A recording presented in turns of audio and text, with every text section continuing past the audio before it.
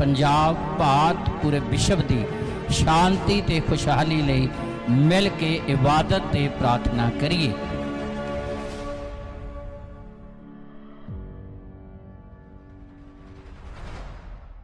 आदरयोग परमेश्वर दे दास, आदरयोग खुदा दियां दासियां ते सारी आदरयोग संगत नूं जय मसीह दी। परमेश्वर आप सारिਆਂ ਨੂੰ बरकत देवे और वड्डी किरपा करे। अज दे दिन ते इस घड़ी दे लई असी सर्वशक्तिमान परमेश्वर दा धन्नवाद करते हैं, जो महान परमेश्वर ने गुजरे सारे समय दे विच सानू संभालिया, जिउंदे रखिया ते साडियां सारियां लोड़ां ते जरूरतां नूं पूरियां कीता। परमेश्वर दा असीं धन्नवाद करते हाँ अच्छे समय दे लई जिहड़ा खुदा ने सानू दिता आ। बहुत सारियां असीं गवाहियां सुनियां कि किस तरह परमेश्वर ने अपनी किरपा साडे सारियां दे उत्ते बहाल कीती है ते वड्डे अचरज काम कीते आ, मुश्किलां ते परेशानियां चों कढिया, रोग ते बीमारियां तो छुटकारा दिता आ। सो महान परमेश्वर दा असीं धन्नवाद करते हाँ।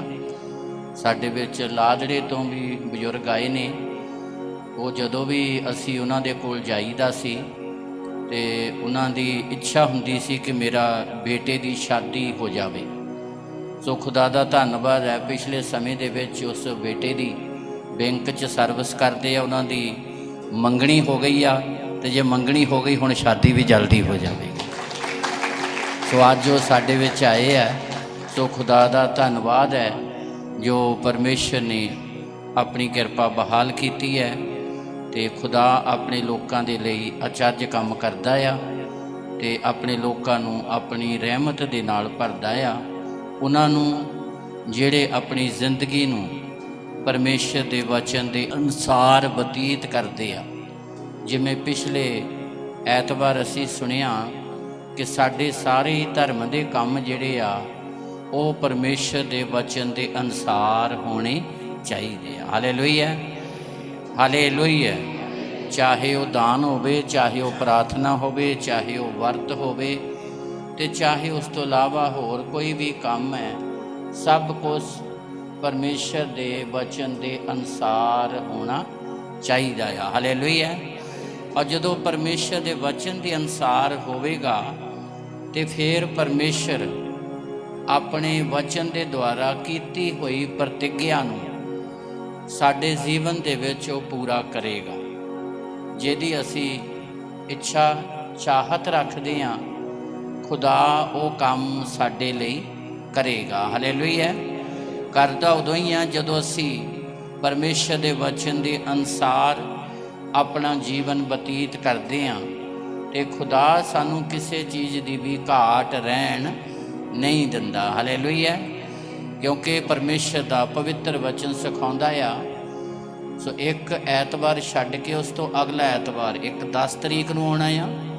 अज 3 तरीक है तो 17 तरीक का जिहड़ा ऐतवार है वो ईस्टर है, प्रभु यीशु मसीह का मुरदियां चों जी उठना तीसरे दिन।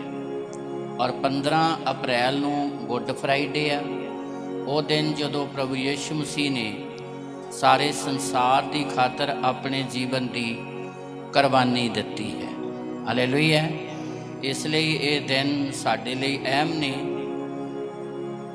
ते साडे लई जरूरी आ कि असी इन्हां दिनां नूं परमेश्वर की हजूरी दे विच बतीत करिए ताकि खुदा अपनी रहमत होर साडे उत्ते बहाल करे। सो पिछले ऐतवार मैं दस्सिया सी कि इन्हां दिनां दे विच बहुत सारे मसीही वर्त रखते ने ते वर्त उही आ जिहड़ा खुदा दे वचन दे अनुसार रखिया जांदा आ। परमेश्वर दे वचन दे अनुसार जेकर तुहाडा वर्त है ते सर्वशक्तिमान परमेश्वर तुहानू वड्डी फतेह देवेगा ते तुहानू दुनिया दे लई बरकत दा कारण बनावेगा, तुहानू यादगार बनावेगा। जेकर तुहाडा वर्त दिखावे दा नहीं बल्कि परमेश्वर के वचन के अनुसार है। तो परमेश्वर अपनी किरपा तुहाडे उत्ते बहाल करूगा और बहुतियां दे लई तुहानूं बरकत का कारण बनावेगा। इसलिए जिहड़ा भी चाहे इन्हां दिनां च, चाहे अगे पिछे भी, चाहे कोई फ्राइडे दे विच, चाहे कोई 1, चाहे कोई 10 ते चाहे कोई 20 ते चाहे कोई 40 वर्त रखदा आ, ਉਹਦਾ ਵਰਤ ਜਿਹੜਾ ਆ ਖੁਦਾ ਦੇ ਵਚਨ ਦੇ ਅਨੁਸਾਰ ਹੀ ਹੋਣਾ ਚਾਹੀਦਾ ਆ। ਤਦੇ ਹੀ ਉਹ ਵਰਤ ਸਾਡੇ ਲਈ ਬਰਕਤ ਲੈ ਕੇ ਆਵੇਗਾ, ਤਦੇ ਉਹ ਵਰਤ ਸਾਨੂੰ ਖੁਦਾ ਦੇ ਨੇੜੇ ਲੈ ਕੇ ਜਾਵੇਗਾ, ਅਤੇ ਉਹ ਵਰਤ ਜਿਹੜਾ ਆ ਸਾਨੂੰ ਆਤਮਕ ਬਣਾਵੇਗਾ, ਅਤੇ ਉਹ ਵਰਤ ਸਾਡੀ ਜ਼ਿੰਦਗੀ 'ਚੋਂ ਹਰ ਤਰ੍ਹਾਂ ਦੀਆਂ ਤਰੁੱਟੀਆਂ ਅਤੇ ਕਮੀਆਂ ਨੂੰ ਦੂਰ ਕਰਕੇ ਪਰਮੇਸ਼ਰ ਦੀ ਕਿਰਪਾ ਲੈ ਕੇ ਆਵੇਗਾ ਉਹ ਵਰਤ ਸਾਡੇ ਲਈ। ਇਸ ਲਈ ਅਸੀਂ ਪਿਛਲੇ ਐਤਵਾਰ ਸੁਣਿਆ ਕਿ ਜਦੋਂ ਅਸਤਰ ਨੂੰ ਇਸ ਗੱਲ ਦਾ ਪਤਾ ਲੱਗਾ ਕਿ ਪਾਤਸ਼ਾਹ ਨੇ ਚਿੱਠੀਆਂ ਪੱਤਰ ਘੱਲ ਦਿੱਤੇ ਗਏ ਨੇ ਪਰਮੇਸ਼ਰ ਦੇ ਲੋਕਾਂ ਨੂੰ ਖਤਮ ਕਰਨ ਦੇ ਲਈ, ਇਹ ਖਬਰ ਜਦੋਂ ਮਾਰਦਕਈ ਦੇ ਦੁਆਰਾ ਅਸਤਰ ਤੱਕ ਪਹੁੰਚੀ ਤੇ ਅਸਤਰ ਨੇ ਫਿਰ ਵਰਤ ਰੱਖਿਆ ਔਰ ਉਹਦਾ ਵਰਤ ਜਿਹੜਾ ਸੀ ਉਹ ਵਰਤ ਮੌਤ ਤੇ ਜ਼ਿੰਦਗੀ ਵਾਲਾ ਸੀ। ਉਸ ਸਮੇਂ ਦੇ ਅਨੁਸਾਰ ਬਾਈਬਲ 'ਚ ਅਸੀਂ ਪੜ੍ਹਿਆ, ਅਸਤਰ ਦੀ ਪੁਸਤਕ 4 ਅਧਿਆਏ ਉਹਦੀ 11 ਐਤ ਫਿਰ ਪੜ੍ਹੀਏ। ਉਸ ਸਮੇਂ ਅਸੂਲ ਕੀ ਸੀਗਾ, ਚਾਹੇ ਉਹ ਪਾਤਸ਼ਾਹ ਦੀ ਰਾਣੀ ਸੀ, ਪਤਨੀ ਸੀ ਪਾਤਸ਼ਾਹ ਦੀ, ਪਰ ਪਾਤਸ਼ਾਹ ਦੀ ਮਰਜ਼ੀ ਤੋਂ ਬਿਨਾਂ कोई इंसान, चाहे आदमी चाहे औरत, कोई भी इंसान पातशाह दे महल विच पहुँच नहीं सकता सीगा। जेकर कोई अपनी मर्जी दे नाल पातशाह दे महल दे विच चला गया तो उहदा एक ही हल हुंदा सी कि उहदी मौत। पातशाह दा यह हुक्म सी, पातशाह दी मर्जी तो बिना पातशाह दे महल विच पहुँचना। पढ़िए और ध्यान दे नाल सुनिए। वर्त का मतलब आ अपने आप नूं खुदा दे हथ देना। और इत्थे असी पढ़ते हाँ कलाम दे विच अस्तर ने जिहड़ा 3 दिन का वर्त रखिया, वर्त रखण तो पहला उन्हें इस गल नूं समझ लिया सी अज साडे लई जरूरी आ कम से कम वर्त जदों असी रखते हाँ, एक तां निर्णय लईए भी अज तो लैके असी निंदा चुगली नहीं करनी। इत्थे ओ इंसान है, वो पातशाह की पत्नी है जिन्हें अपनी जिंदगी नूं खत्म करन लई दाअ ते ला दिता, दूजियां नूं बचाउण दे लई। ते कम से कम असी ये निर्णय लईए कि जे वर्त रखना, रोटी नहीं खानी, तो साडी जबान चों किसी लई माड़ा शब्द भी नहीं निकलना चाहिए, साडी जबान चों किसी की निंदा भी नहीं होनी चाहिए। कई बारी असी इस करके करते हैं जी, वो भी मेरी निंदा करता सी, कई बारी असी दुरवचन इसलिए बोलते जी, वो भी मैनू बोलता ही। ये संसारिक गल वा कि इट का जवाब पत्थर ना देना, ये संसारिक सोच है। पर कलाम सानू कहता है कि तुसी दूजियां नू माफ़ी दिओ। यसु मसीह ने सलीब ते माफ़ी दिती है। जिन्हां ने मूँह ते थुक्या, जिन्हां ने 39 कोड़े मारे, जिन्हां ने हत्थां पैरां च किल ठोके, जिन्हां ने सिर ते कंडियां दा ताज रखिया, प्रभु यीशु मसीह ने उन्हां नूं क्षमा कीता, सिर्फ इसलिए कि वो दोषी ठहराउण नहीं, वो माफ़ी देण दे लई आया सी, वो जीवन देण दे लई आया सी। एक मसीही दी विच भी यही क्वालिटी होनी चाहिए है। जे कोई साडे पत्थर मारदा ते असी उहदे लई भले दी दुआ करिए, जे कोई साडी निंदा करदा असी आशीष उहदे लई मंगीए, तद तुसी प्रभु यीशु दी संतान बनोगे ते तद तुसी परमेश्वर दे वादियां दे हकदार बनोगे। इसलिए साडा वर्त जिहड़ा आ वो खुदा दे वचन दे अनुसार होना चाहिए।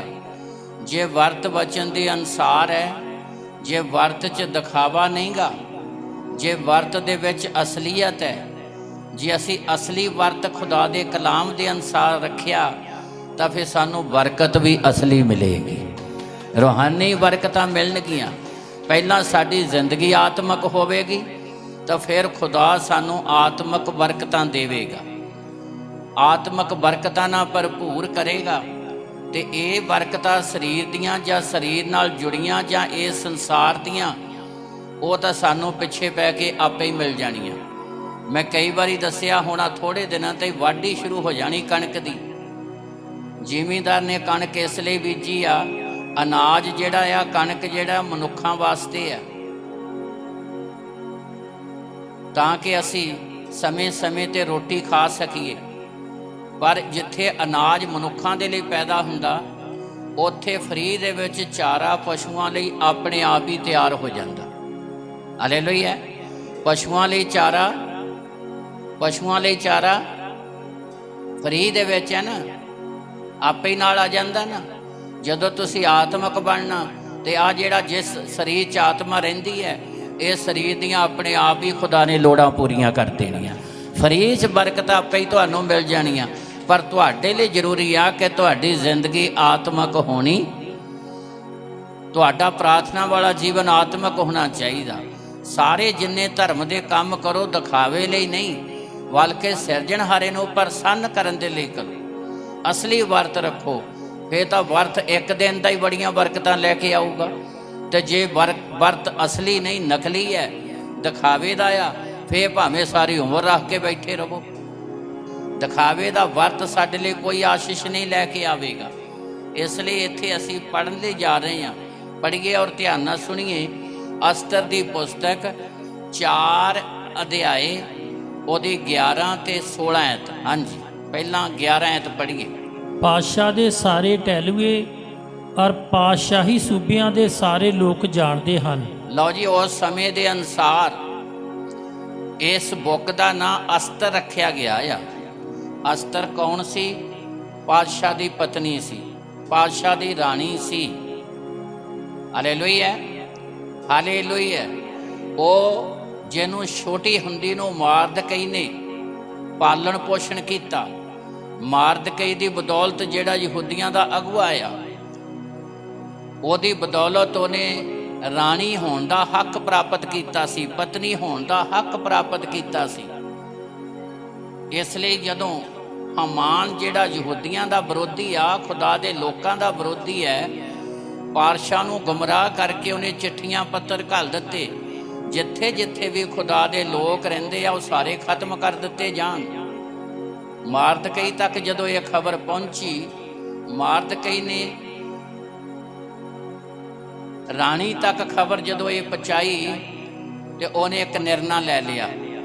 ਤੇ ਨਿਰਣੇ ਤੋਂ ਪਹਿਲਾਂ ਸਿਚੁਏਸ਼ਨ, ਸਥਿਤੀ ਕੀ ਸੀ, ਉਸ ਸਮੇਂ ਦੇ ਹਾਲਾਤ ਕੀ ਸੀ? ਪੜ੍ਹੀਏ 11 ਐਤ। ਹਾਂਜੀ।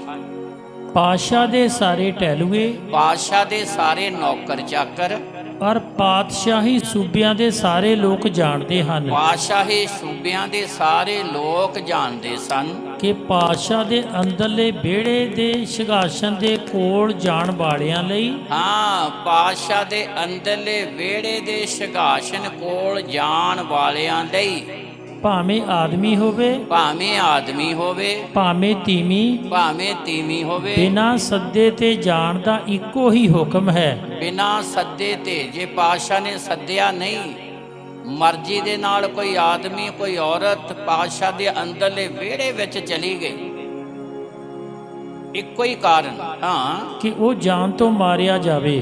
ਹਾਂ, ਕੀ ਹੁੰਦਾ ਸੀਗਾ? ਮੌਤ। ਹਾਲੇਲੂਇਆ।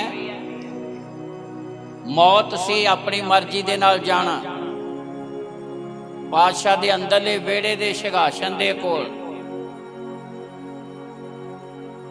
ਹੁਣ ਜਦੋਂ ਅਸਤਰ ਤੱਕ ਇਹ ਖਬਰ ਪਹੁੰਚੀ ਮਾਰਦਕਈ ਦੇ ਦੁਆਰਾ, ਤੇ ਉਹਨੇ ਇਹ ਨਿਰਣਾ ਲੈ ਲਿਆ। ਕਿਹੜੀ ਗੱਲ ਦਾ? ਮੌਤ ਨੂੰ ਕਬੂਲ ਕਰ ਲਿਆ। ਮੌਤ ਨੂੰ ਕਬੂਲ ਕਰ ਲਿਆ, ਮਰਨ ਨੂੰ ਤਿਆਰ ਹੈ। ਵਰਤ ਉਹੀ ਆ ਜਿਹਦੇ ਚ ਇੱਕ ਨਿਰਣਾ ਲਿਆ ਜਾਂਦਾ, ਨਿੰਦਾ ਚੁਗਲੀ ਬੰਦ, ਠਗੀ ਬੰਦ, ਦੁਰਵਚਨ ਬੰਦ। ਇੱਥੇ ਅਸਤਰ ਹੈ ਜਿਹਨੇ ਨਿਰਣਾ ਲੈ ਲਿਆ, ਮੌਤ ਨੂੰ ਕਬੂਲ ਕਰ ਲਿਆ। ਜੇ ਮੇਰੀ ਜਾਨ ਚਲੀ ਜਾਵੇ ਪਰ ਖੁਦਾ ਦੇ ਲੋਕ ਬਚਣੇ ਚਾਹੀਦੇ ਆ। ਇਹੋ ਜਿਹੇ ਵਰਤ ਇਤਿਹਾਸ ਬਦਲ ਦਿੰਦੇ ਨੇ, ਹਾਲਾਤ ਬਦਲ ਦਿੰਦੇ ਨੇ। ਸਾਡੀ ਜ਼ਿੰਦਗੀਆਂ ਦੀਆਂ ਬਿਮਾਰੀਆਂ, ਸਰੀਰ 'ਚ ਰੋਗ ਬਿਮਾਰੀਆਂ ਤਾਂ ਉਦਾਂ ਹੀ ਚਲੀਆਂ ਜਾਣੀਆਂ, ਗਰੀਬੀ ਦੇ ਸ਼ਰਾਬ ਤਾਂ ਉਦਾਂ ਹੀ ਚਲੇ ਜਾਣੇ ਆ। ਜੇ ਸਾਡੇ ਕੋਲ ਕੋਈ ਬਰਕਤ ਨਹੀਂ ਹੋ, ਸਾਰੀਆਂ ਬਰਕਤਾਂ ਆਪਣੇ ਆਪ ਆ ਜਾਣੀਆਂ। ਜੇਕਰ ਸਾਡੀ ਜ਼ਿੰਦਗੀ ਖੁਦਾ ਦੇ ਵਚਨ ਦੇ ਅਨੁਸਾਰ ਹੈ। ਇੱਥੇ ਨਿਰਣਾ ਲੈ ਲਿਆ, ਸੁਣੀਏ ਕਿੱਡਾ ਜ਼ਬਰਦਸਤ ਨਿਰਣਾ ਲਿਆ ਆ। ਪੜ੍ਹੀਏ ਔਰ ਧਿਆਨ ਨਾਲ ਸੁਣੀਏ।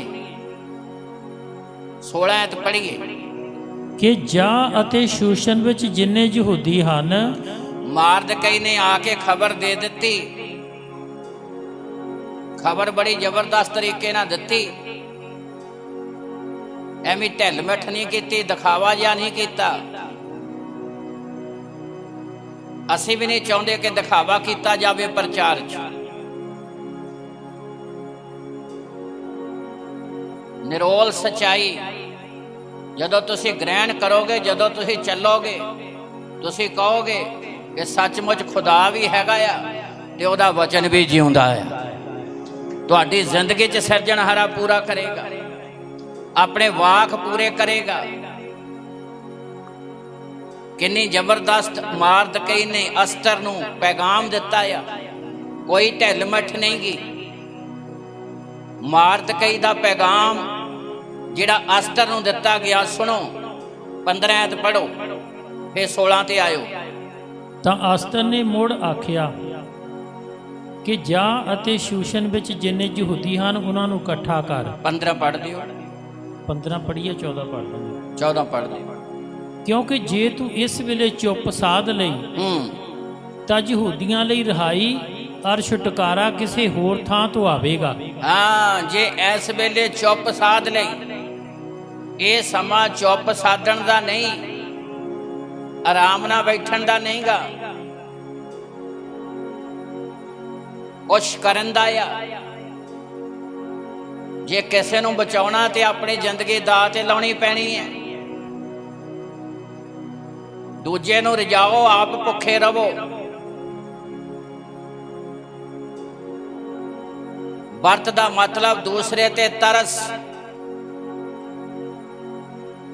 ਪ੍ਰਭੂ ਯੀਸ਼ੂ ਮਸੀਹ ਨੇ ਸੇਵਕਾਈ ਸ਼ੁਰੂ ਕਰਨ ਤੋਂ ਪਹਿਲਾਂ 40 ਦਿਨ ਦਾ ਰਾਤ ਦਾ ਵਰਤ ਰੱਖਿਆ।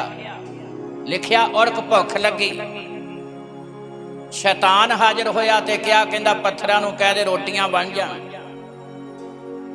ਇਹ ਸ਼ਬਦ ਕਿਉਂ ਕਹੇ? ਕਿਉਂਕਿ ਜਿਸ ਸਥਾਨ ਤੇ ਪ੍ਰਭੂ ਯੀਸ਼ੂ ਮਸੀਹ ਨੇ 40 ਦਿਨ ਰਾਤ ਦਾ ਵਰਤ ਰੱਖਿਆ ਨਾ, ਉਹ ਸਥਾਨ 4 ਸਫੇਰਾ ਪੱਥਰ ਵਾਲਾ ਸੀ, ਲਾਲ ਪਹਾੜ। 3 ਵਾਰੀ ਮੈਨੂੰ ਇਜ਼ਰਾਈਲ ਜਾਣ ਦਾ ਅਵਸਰ ਮਿਲਿਆ। ਉਸ ਸਥਾਨ ਤੇ ਅੱਜ ਵੀ ਇੱਕ ਹਰੇ ਘਾਹ ਦਾ ਵੀ ਤਿਣਕਾ ਨਹੀਂ, ਪੱਥਰ ਹੀ ਪੱਥਰ, 4 ਸਫੇਰੇ ਪੱਥਰ ਹੀ ਪੱਥਰ। ਤਦ ਸ਼ੈਤਾਨ ਨੇ ਪ੍ਰਭੂ ਯੀਸ਼ੂ ਮਸੀਹ ਨੂੰ ਕਿਹਾ ਹੀ ਨਾ, ਪੱਥਰਾਂ ਨੂੰ ਕਹਿ ਦੇ ਰੋਟੀਆਂ ਬਣ ਜਾਣ। ਪਰ ਪ੍ਰਭੂ ਨੇ ਕਿਹਾ, ਮਨੁੱਖ ਰੋਟੀ ਦੇ ਨਾਲ ਨਹੀਂ, ਪਰਮੇਸ਼ਰ ਦੇ ਮੁਖ ਚੋਂ ਨਿਕਲੇ ਹੋਏ ਵਾਕ ਨਾਲ ਜਿਉਂਦਾ ਰਹਿੰਦਾ ਹੈ।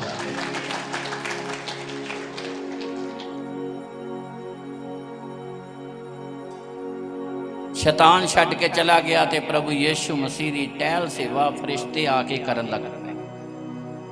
ਫਿਰ ਪ੍ਰਚਾਰ ਆਰੰਭ ਕੀਤਾ, ਤੋਬਾ ਕਰੋ, ਸਵਰਗ ਦਾ ਰਾਜ ਨੇੜੇ। Hallelujah, hallelujah.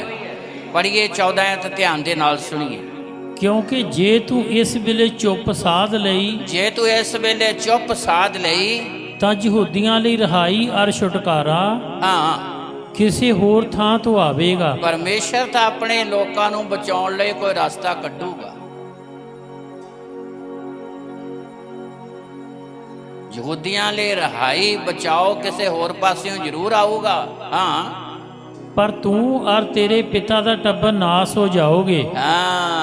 ਤੂੰ ਵੀ, ਭਾਵੇਂ ਤੂੰ ਪਾਤਸ਼ਾਹ ਦੀ ਪਤਨੀ ਹੈ, ਰਾਣੀ ਹੈ।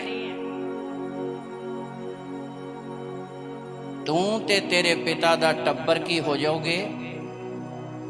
ਅਗਲੀ ਗੱਲ ਸੁਣੀਏ। ਅਤੇ ਕੀ ਜਾਣੀਏ ਕਿ ਤੂੰ ਅਜਿਹੇ ਵੇਲੇ ਲਈ ਪਾਤਸ਼ਾਹੀ ਤੀਕ ਪੁੱਜੀ ਹੈ। ਹਾਂ, ਕੀ ਜਾਣੀਏ ਅਜਿਹੇ ਵੇਲੇ ਦੇ ਲਈ ਹੀ ਕਿ ਸਿਰਜਣਹਾਰਾ ਤੇਰੇ ਦੁਆਰਾ ਹੀ ਆਪਣੇ ਲੋਕਾਂ ਨੂੰ ਬਚਾਉਣਾ ਚਾਹੁੰਦਾ ਹੈ। ਤਾਲੀ ਮਾਰੀਏ ਜ਼ੋਰ ਦੇ ਨਾਲ।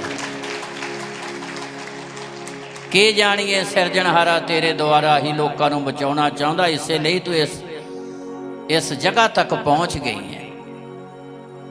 ਵਾਰਨਿੰਗ ਦਿੱਤੀ ਗਈ ਹੈ, ਐਵੇਂ ਢਿੱਲ ਮਿੱਠ ਵਾਲੀ ਗੱਲ ਨਹੀਂ, ਐਵੇਂ ਲੱਲੋ ਪੱਪੋ ਵਾਲੀ ਗੱਲ ਨਹੀਂ। ਤੂੰ ਵੀ ਨਾਸ਼ ਹੋ ਜਾਏਂਗੀ ਤੇ ਤੇਰੇ ਪਿਤਾ ਦਾ ਘਰਾਣਾ ਵੀ ਕੀ ਹੋ ਜਾਓ ਜੇਕਰ ਇਹ ਮੌਕਾ ਨਾ ਸੰਭਾਲਿਆ। ਜੇ ਚੁੱਪ ਸਾਧ ਲਈ ਤਾਂ ਫਿਰ ਨੁਕਸਾਨ ਹੈ, ਤੇ ਜੇ ਇਸ ਸਮੇਂ ਨੂੰ ਸੰਭਾਲਿਆ ਤਾਂ ਫਿਰ ਤੂੰ ਵੀ ਬਚੇਂਗੀ, ਤੇਰੇ ਪਿਤਾ ਦਾ ਘਰਾਣਾ ਵੀ, ਤੇ ਇਹ ਸਾਰੇ ਖੁਦਾ ਦੇ ਲੋਕ ਵੀ ਬਚ ਜਾਣਗੇ। ਕਈ ਵਾਰੀ ਅਸੀਂ ਵਰਤ ਰੱਖਦੇ ਹਾਂ, ਸਾਡੀ ਆਪਣੀ ਹਾਲਤ 'ਚ ਹੀ ਨਹੀਂ ਤਬਦੀਲੀ ਆਉਂਦੀ।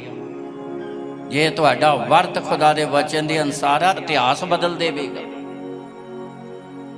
ਇੱਥੇ ਪਾਤਸ਼ਾਹ ਦੀ ਸੋਚ ਬਦਲ ਦਿੱਤੀ ਹੈ। ਅਸਤਰ ਨੇ ਵਰਤ ਰੱਖਿਆ, ਜਿਹੜੀਆਂ ਚਿੱਠੀਆਂ ਪੱਤਰ ਘੜ ਦਿੱਤੇ ਗਏ ਖੁਦਾ ਦੇ ਲੋਕਾਂ ਨੂੰ ਖਤਮ ਕਰਨ ਦੇ ਲਈ। ਅਸਤਰ ਦੀ ਬਦੌਲਤ ਜਿਹਨੇ ਮੌਤ ਕਬੂਲ ਕਰ ਲਈ। ਅੱਗੇ ਪੜ੍ਹੀਏ 15। ਤਾਂ ਅਸਤਰ ਨੇ ਮੁੜ ਆਖਿਆ ਕਿ ਜਾ ਅਤੇ ਸ਼ੂਸ਼ਨ ਵਿੱਚ ਜਿੰਨੇ ਯਹੂਦੀ ਹਨ, ਜਾ ਤੇ ਸ਼ੂਸ਼ਨ ਵਿੱਚ ਜਿੰਨੇ ਪਰਮੇਸ਼ਰ ਦੇ ਲੋਕ ਆ, ਉਹਨਾਂ ਨੂੰ ਇਕੱਠਾ ਕਰ ਅਤੇ ਤੁਸੀਂ ਮੇਰੇ ਲਈ ਵਰਤ ਰੱਖੋ ਅਤੇ 3 ਦਿਨ ਤੱਕ ਦਿਨ ਰਾਤ ਨਾ ਕੁਝ ਖਾਣ ਨਾ ਪੀਣ। 3 ਦਿਨ ਤੱਕ ਨਾ ਕੁਝ ਖਾਣ ਤੇ ਨਾ ਕੁਝ ਪੀਣ। ਹਾਂ, ਅਤੇ ਮੈਂ ਵੀ ਆਪਣੀਆਂ ਸਹੇਲੀਆਂ ਸਣੇ ਇਵੇਂ ਹੀ ਵਰਤ ਰੱਖਾਂਗੀ। ਮੈਂ ਵੀ ਆਪਣੀਆਂ ਸਹੇਲੀਆਂ ਸਣੇ ਇਦਾਂ ਹੀ ਵਰਤ ਰੱਖਾਂਗੀ। ਅੱਗੇ ਅਤੇ ਇਉਂ ਹੀ ਮੈਂ ਪਾਤਸ਼ਾਹ ਦੇ ਕੋਲ ਜਾਵਾਂਗੀ। ਫਿਰ ਮੈਂ ਪਾਤਸ਼ਾਹ ਦੇ ਮਹਿਲ ਵਿੱਚ ਪਹੁੰਚਾਂਗੀ। ਹਾਂ, ਜਿਹੜਾ ਕਾਨੂੰਨ ਦੇ ਅਨੁਸਾਰ ਨਹੀਂ। ਹਾਂ, ਜਿਹੜਾ ਕਾਨੂੰਨ ਦੇ ਅਨੁਸਾਰ ਨਹੀਂਗਾ, ਵਰਤ ਰੱਖ ਕੇ ਮੈਂ ਪਾਤਸ਼ਾਹ ਦੇ ਮਹਿਲ ਤੱਕ ਜਾਵਾਂਗਾ। ਕੀ ਲੈਣ ਲਈ? ਕਿਰਪਾ, ਰਹਿਮ, ਤਰਸ।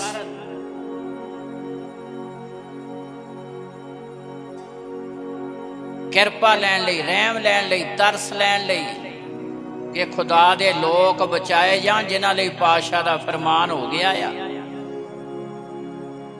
ਮੋਹਰਾਂ ਲਾ ਕੇ ਚਿੱਠੀਆਂ ਭੇਜ ਦਿੱਤੀਆਂ ਗਈਆਂ ਕਿ ਸਾਰੇ ਖੁਦਾ ਦੇ ਲੋਕ ਖਤਮ ਕਰ ਦਿੱਤੇ ਜਾਣ। ਇਸ ਤਰ੍ਹਾਂ ਵਰਤ ਰੱਖ ਕੇ ਮੈਂ ਪਾਤਸ਼ਾਹ ਦੇ ਮਹਿਲ ਤੱਕ ਪਹੁੰਚਾਂਗੀ। ਜਿਹੜਾ ਪਾਤਸ਼ਾਹ ਦੇ ਕਾਨੂੰਨ ਦੇ ਅਨੁਸਾਰ ਨਹੀਂਗਾ। ਅੱਗੇ ਜੇ ਮੈਂ ਮਿਟ ਗਈ ਤਾਂ ਮੈਂ ਮਿਟ ਗਈ। ਬਸ, ਜੇ ਮੈਂ ਖਤਮ ਹੋ ਗਈ ਤਾਂ ਖਤਮ ਹੋ ਗਈ, ਗੱਲ ਖਤਮ। ਤੇ ਕਲਾਮ ਬੜਾ ਜ਼ਬਰਦਸਤ ਬਿਆਨ ਕਰਦਾ, ਬੜਾ ਸਾਫ਼ ਬਿਆਨ ਕਰਦਾ ਹੈ। ਲੂਕਾ ਦੀ ਅੰਜੀਲ 9 ਅਧਿਆਏ ਉਹਦੀ 24 ਐਤ ਪੜ੍ਹੀਏ ਕਿ ਜਿਹੜਾ ਆਪਣੀ ਜਾਨ ਬਚਾਉਣੀ ਚਾਹੇ। ਲਓ ਜੀ, ਧਿਆਨ ਨਾਲ ਸੁਣੀਏ।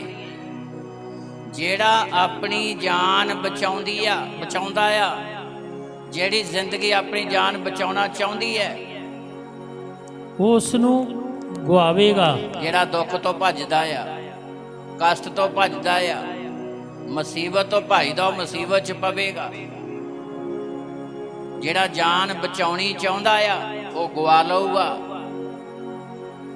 ਅੱਗੇ, ਪਰ ਜਿਹੜਾ ਮੇਰੇ ਲਈ ਆਪਣੀ ਜਾਨ ਗਵਾਵੇ, ਜਿਹੜਾ ਖੁਦਾ ਦੇ ਵਚਨ ਦੀ ਖਾਤਰ ਜਾਨ ਗਵਾਉਣ ਨੂੰ ਤਿਆਰ ਹੈ, ਉਹ ਉਸ ਨੂੰ ਬਚਾਵੇਗਾ। ਪਰਮੇਸ਼ਰ ਦੇ ਵਚਨ ਦੀ ਖਾਤਰ ਜਿਹੜਾ ਦੁੱਖ ਉਠਾਉਣ ਨੂੰ ਤਿਆਰ ਹੈ।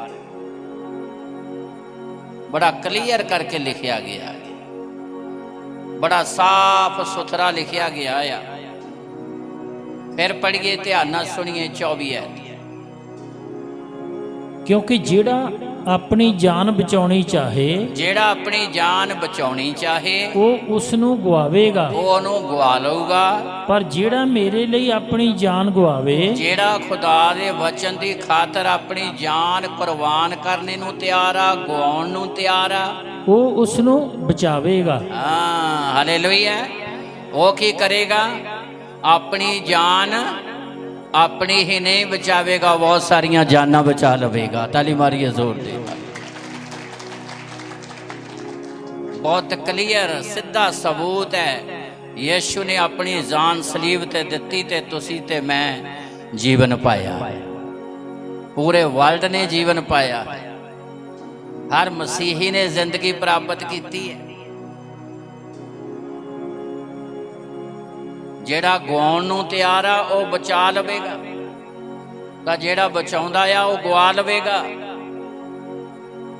ਜੇ ਤੁਸੀਂ ਖੁਦਾ ਦੇ ਵਚਨ ਦੀ ਖਾਤਰ ਆਪਣਾ ਸਮਾਂ ਗਵਾਉਂਦੇ ਹੋ ਤੇ ਖੁਦਾ ਤੁਹਾਡੇ ਆਉਣ ਵਾਲੇ ਸਮੇਂ ਨੂੰ ਬਰਕਤਾਂ ਵਿੱਚ ਬਦਲ ਦੇਵੇਗਾ, ਤੁਹਾਡੇ ਆਉਣ ਵਾਲੇ ਸਮੇਂ ਨੂੰ ਆਨੰਦ ਵਿੱਚ ਬਦਲ ਦੇਵੇਗਾ, ਤੁਹਾਡੇ ਆਉਣ ਵਾਲੇ ਸਮੇਂ ਨੂੰ ਤੁਹਾਡੇ ਲਈ ਲਾਭਦਾਇਕ ਬਣਾ ਦੇਵੇਗਾ। ਤਾਂ ਜੇ ਏਦਾਂ ਸੋਚਦੇ ਹੋ ਵੀ ਆਪਣੇ ਕੰਮ ਜ਼ਰੂਰੀ ਹੈ ਤਾਂ ਫਿਰ ਸਾਰੀ ਉਮਰ ਕੰਮ ਕਰਕੇ ਵੀ ਸੰਤੁਸ਼ਟੀ ਨਹੀਂ ਹੋਣੀ, ਸਾਰੀ ਉਮਰ ਕੰਮ ਕਰਨ ਤੋਂ ਬਾਅਦ ਵੀ ਆਨੰਦ ਨਹੀਂ ਹੋਣਾ। ਜਿਹੜਾ ਖੁਦਾ ਦੇ ਲਈ ਸਮਾਂ, ਖੁਦਾ ਦੇ ਲਈ ਜਾਨ, ਖੁਦਾ ਦੇ ਲਈ ਦਿੱਤੀਆਂ ਬਰਕਤਾਂ ਨੂੰ ਖੁਦਾ ਦੇ ਕੰਮ ਚ ਲਾਉਂਦਾ ਆ, ਉਹਨਾਂ ਬਰਕਤਾਂ ਦੇ ਵਿੱਚ ਕਦੀ ਵੀ ਥੋੜ ਆਉਂਦੀ। ਇਸ ਲਈ ਜਦੋਂ 3 ਦਿਨ ਦਾ ਵਰਤ ਰੱਖਿਆ, ਪਾਤਸ਼ਾਹ ਦੇ ਮਹਿਲ ਤੱਕ ਪਹੁੰਚ ਗਏ। ਅਸਤਰ, ਅੱਗੇ ਪੜ੍ਹੀਏ 5 ਦੇ ਅਵਧੀ 4 ਹੈ। ਅਸਤਰ ਨੇ ਆਖਿਆ, ਜੇ ਇਹ ਗੱਲ ਪਾਤਸ਼ਾਹ ਨੂੰ ਚੰਗੀ ਜਾਪੇ ਹਾਂ ਤਾਂ ਪਾਤਸ਼ਾਹ ਔਰ ਹਮਾਨ ਅੱਜ ਦੇ ਦਿਨ ਪ੍ਰਸ਼ਾਦ ਛਕਣ ਲਈ ਜਿਹੜਾ ਮੈਂ ਆਪ ਦੇ ਲਈ ਤਿਆਰ ਕੀਤਾ ਹੈ ਆਉਣ। ਹਾਂ, 3 ਵੀ ਪੜ੍ਹ ਦਈਏ, ਪੜ੍ਹੀਏ ਔਰ ਧਿਆਨ ਨਾਲ ਸੁਣੀਏ। ਤਦ ਪਾਤਸ਼ਾਹ ਨੇ ਉਹਨੂੰ ਆਖਿਆ, ਪਾਤਸ਼ਾਹ ਨੇ ਉਸ ਨੂੰ ਆਖਿਆ, ਮਲਕਾ ਅਸਤਰ, ਮਲਕਾ ਅਸਤਰ, ਤੂੰ ਕੀ ਚਾਹੁੰਦੀ ਹੈ? ਹਾਂ, ਹਾਲੇਲੂਇਆ। ਜਦੋਂ ਪਾਤਸ਼ਾਹ ਦੇ ਮਹਿਲ ਤੱਕ ਪਹੁੰਚ ਗਈ, ਪਾਤਸ਼ਾਹ ਦੇ ਮੁਖ ਦੇ ਵਿੱਚੋਂ ਰਹਿਮ ਦੇ ਸ਼ਬਦ ਨਿਕਲੇ, ਕ੍ਰੋਧ ਦੇ ਸ਼ਬਦ ਨਹੀਂ ਨਿਕਲੇ। ਪਾਤਸ਼ਾਹ ਦੇ ਮੁਖ ਚੋਂ ਕ੍ਰੋਧ ਦੇ ਸ਼ਬਦ ਨਹੀਂ ਨਿਕਲੇ। ਕਾਨੂੰਨ ਇਹ ਸੀਗਾ, ਚਾਹੇ ਕੋਈ ਆਦਮੀ ਚਾਹੇ ਕੋਈ ਔਰਤ, ਪਾਤਸ਼ਾਹ ਦੀ ਮਰਜ਼ੀ ਤੋਂ ਬਿਨਾਂ ਪਾਤਸ਼ਾਹ ਦੇ ਅੰਦਰਲੇ ਵਿਹੜੇ ਵਿੱਚ ਚਲੀ ਗਈ, ਮੌਤ ਹੈ। 2 ਐਤ ਵੀ ਪੜ੍ਹੀਏ, ਧਿਆਨ ਨਾਲ ਸੁਣੀਏ। ਤਾਂ ਐ ਹੋਇਆ, ਜਦ ਪਾਤਸ਼ਾਹ ਨੇ ਮਲਕਾ ਅਸਤਰ ਨੂੰ ਅੰਦਰਲੇ ਵਿਹੜੇ ਵਿੱਚ ਖੜੀ ਵੇਖਿਆ। ਹਾਂ, ਜਦੋਂ ਪਾਤਸ਼ਾਹ ਨੇ ਮਲਕਾ ਅਸਤਰ ਨੂੰ ਅੰਦਰਲੇ ਵਿਹੜੇ ਵਿੱਚ ਖੜੀ ਵੇਖਿਆ ਤਾਂ ਉਹ ਉਸ ਦੀ ਨਿਗਾਹ ਵਿੱਚ ਕਿਰਪਾ ਯੋਗ ਹੋਈ। ਹਾਂ, ਕਾਦੇ ਯੋਗ ਹੋਈ? ਤਾਲੀ ਮਾਰੀਏ ਜ਼ੋਰ ਦੀ। ਜਦੋਂ ਜਾਨ ਖੁਦਾ ਦੇ ਕੰਮ ਦੇ ਲਈ ਕੁਰਬਾਨ ਕਰਨ ਨੂੰ ਤਿਆਰ ਹੋਵੋਗੇ, ਫਿਰ ਜਾਨ ਹੀ ਨਹੀਂ ਬਚੇਗੀ, ਤੁਹਾਡੀਆਂ ਜ਼ਿੰਦਗੀਆਂ ਦੇ ਦੁਆਰਾ ਬਹੁਤ ਸਾਰੀਆਂ ਜਾਨਾਂ ਬਚ ਜਾਣਗੀਆਂ। ਪਾਤਸ਼ਾਹ ਨੇ ਆਪਣੇ ਸਿਸਟਮ ਨੂੰ, ਪਾਤਸ਼ਾਹ ਨੇ ਆਪਣੇ ਹੁਕਮ ਨੂੰ, ਜਿਹੜਾ ਯਹੂਦੀ ਲੋਕਾਂ ਦੇ ਲਈ ਕੱਢਿਆ ਗਿਆ ਸੀਗਾ, ਬਦਲ ਲਿਆ। ਖੁਦਾ ਦੇ ਲੋਕ ਕਿਰਪਾ ਦੇ ਭਾਗੀ ਬਣੇ। ਪੜ੍ਹੀਏ, ਧਿਆਨ ਨਾਲ ਸੁਣੀਏ, 2-3 ਹੈ। ਹਾਂਜੀ। ਤਾਂ ਐ ਹੋਇਆ ਕਿ ਜਦ ਪਾਤਸ਼ਾਹ ਨੇ ਮਲਕਾ ਅਸਤਰ ਨੂੰ ਅੰਦਰਲੇ ਵਿਹੜੇ ਵਿੱਚ ਖੜੀ ਵੇਖਿਆ, ਅੱਗੇ, ਤਾਂ ਉਹ ਉਸ ਦੀ ਨਿਗਾਹ ਵਿੱਚ ਕਿਰਪਾ ਯੋਗ ਹੋਈ। ਹਾਂ, ਨਿਗਾਹ ਵਿੱਚ, ਪਾਤਸ਼ਾਹ ਦੀ ਨਿਗਾਹ ਦੇ ਵਿੱਚ ਕਿਰਪਾ ਦੇ ਯੋਗ ਬਣ ਗਈ। ਹਾਂ, ਅਤੇ ਪਾਤਸ਼ਾਹ ਨੇ ਉਹ ਸੋਨੇ ਦਾ ਆਸਾ ਜਿਹੜਾ ਉਹਦੇ ਹੱਥ ਵਿੱਚ ਸੀ, ਪਾਤਸ਼ਾਹ ਦੇ ਹੱਥ ਜਿਹੜਾ ਸੋਨੇ ਦਾ ਆਸਾ ਸੀ, ਅਸਤਰ ਵੱਲ ਵਧਾਇਆ, ਅਸਤਰ ਵੱਲ ਵਧਾਇਆ, ਤੇ ਅਸਤਰ ਨੇ ਨੇੜੇ ਜਾ ਕੇ ਆਸੇ ਦੀ ਨੋਕ ਨੂੰ ਛੋਇਆ। ਹਾਂ, ਅੱਗੇ, ਤਦ ਪਾਤਸ਼ਾਹ ਨੇ ਉਸ ਨੂੰ ਆਖਿਆ, ਅੱਗੇ, ਮਲਕਾ ਅਸਤਰ, ਮਲਕਾ ਅਸਤਰ, ਤੂੰ ਕੀ ਚਾਹੁੰਦੀ ਹੈ? ਤੂੰ ਕੀ ਚਾਹੁੰਦੀ ਹੈ? ਤੇਰਾ ਕੀ ਪ੍ਰਯੋਜਨ ਹੈ? ਤੇਰਾ ਮਕਸਦ ਕੀ ਹੈ ਇੱਥੇ ਪਹੁੰਚਣ ਦਾ? ਅੱਧੀ ਪਾਤਸ਼ਾਹੀ ਤੀਕ ਤੈਨੂੰ ਦਿੱਤੀ ਜਾਵੇਗੀ। ਹਾਲੇਲੂਇਆ। ਅੱਧੀ ਪਾਤਸ਼ਾਹੀ ਤੱਕ ਪਾਤਸ਼ਾਹ ਕਹਿੰਦਾ ਮੈਂ ਤੈਨੂੰ ਦੇ ਅਗਲੀ ਗੱਲ ਆਖੀ ਕਿ ਜੇ ਮੈਂ ਪਾਤਸ਼ਾਹ ਦੀ ਨਿਗਾਹ ਦੇ ਵਿੱਚ ਕਿਰਪਾ ਦੀ ਭਾਗੀ ਬਣੀ ਆ ਤੇ ਕੱਲ ਦੇ ਦਿਨ ਪਾਤਸ਼ਾਹ ਖਾਣਾ ਖਾਣ ਦੇ ਲਈ, ਭੋਜਨ ਖਾਣ ਲਈ ਮੇਰੇ ਕੋਲ ਪਹੁੰਚਣ ਤੇ ਹਾਮਾਨ ਵੀ। ਹਾਮਾਨ ਕੌਣ ਸੀ? ਖੁਦਾ ਦੇ ਲੋਕਾਂ ਦਾ ਵਿਰੋਧੀ। ਤੁਹਾਡਾ ਵਰਤ ਦੁਸ਼ਮਣ ਤੇ ਫਤਿਹ ਪਾਵੇਗਾ। ਤਾਲੀ ਮਾਰੀਏ ਜ਼ੋਰ ਦੇ ਨਾਲ। ਤੁਹਾਡਾ ਵਰਤ ਦੁਸ਼ਮਣ ਤੇ ਫਤਿਹ ਪਾਵੇਗਾ, ਦੁਸ਼ਮਣ ਦੀਆਂ ਚਾਲਾਂ ਤੇ ਫਤਿਹ ਪਾਵੇਗਾ। ਤੁਹਾਡੇ ਵਰਤ ਦੇ ਨਾਲ ਦੁਸ਼ਮਣ ਦੀ ਤਾਕਤ ਖਤਮ ਹੋ ਜਾਵੇਗੀ।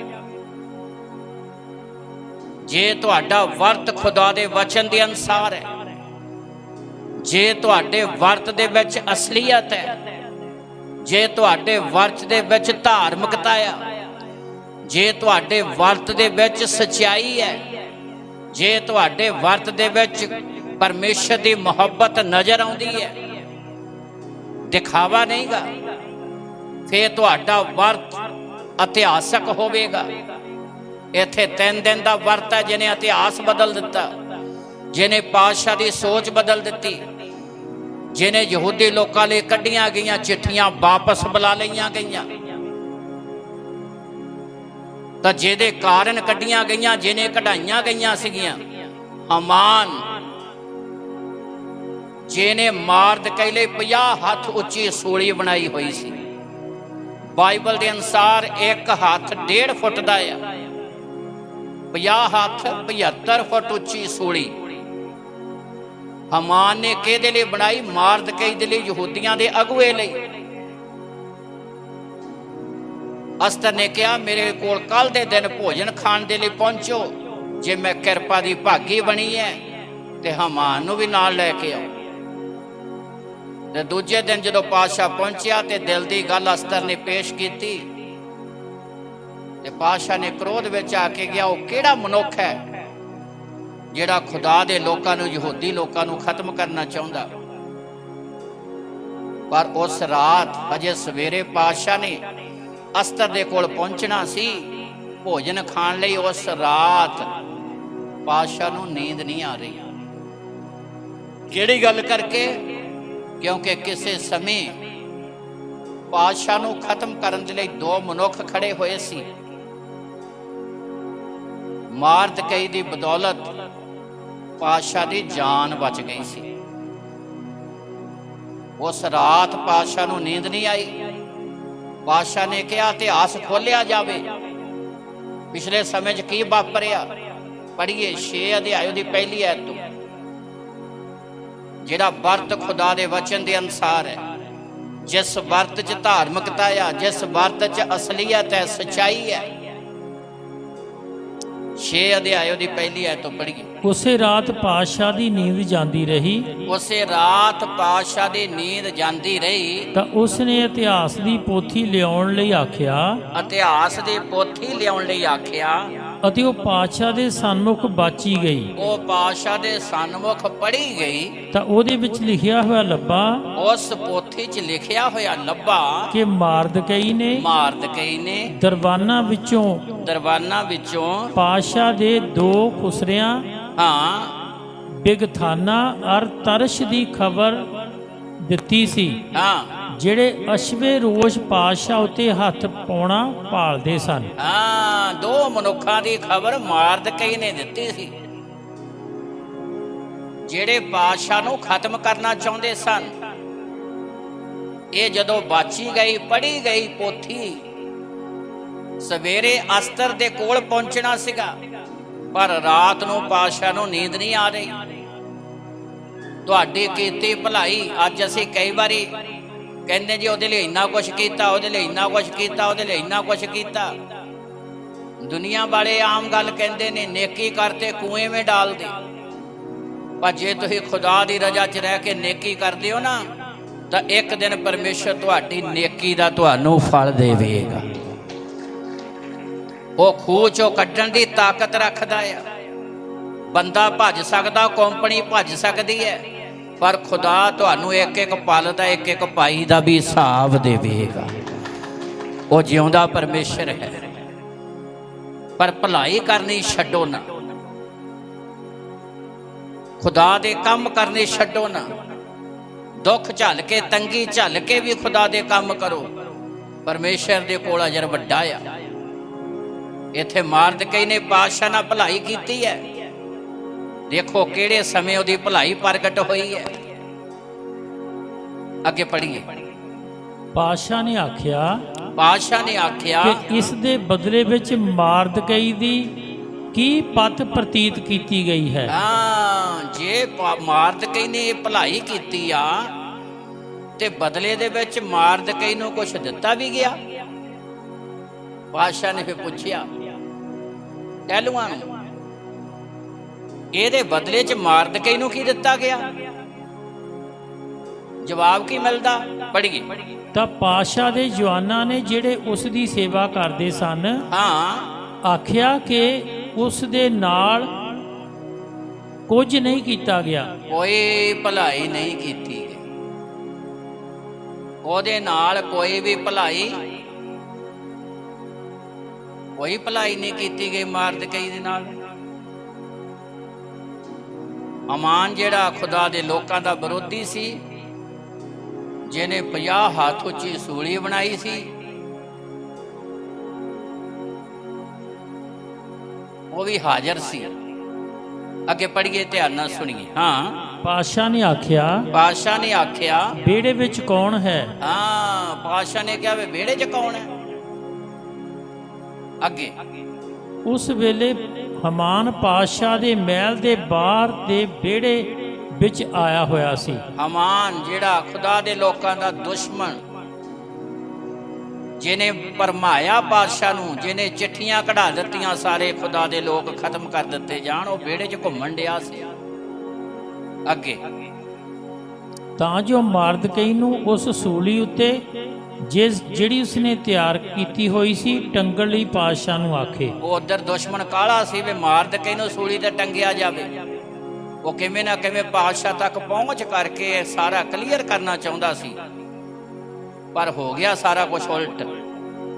ਸਾਰੇ ਦਾ ਇੱਕੋ ਹੀ ਕਾਰਨ, ਅਸਤਰ ਦਾ ਵਰਤ, ਅਸਤਰ ਦਾ ਤਿਆਗ, ਅਸਤਰ ਦੀ ਕੁਰਬਾਨੀ।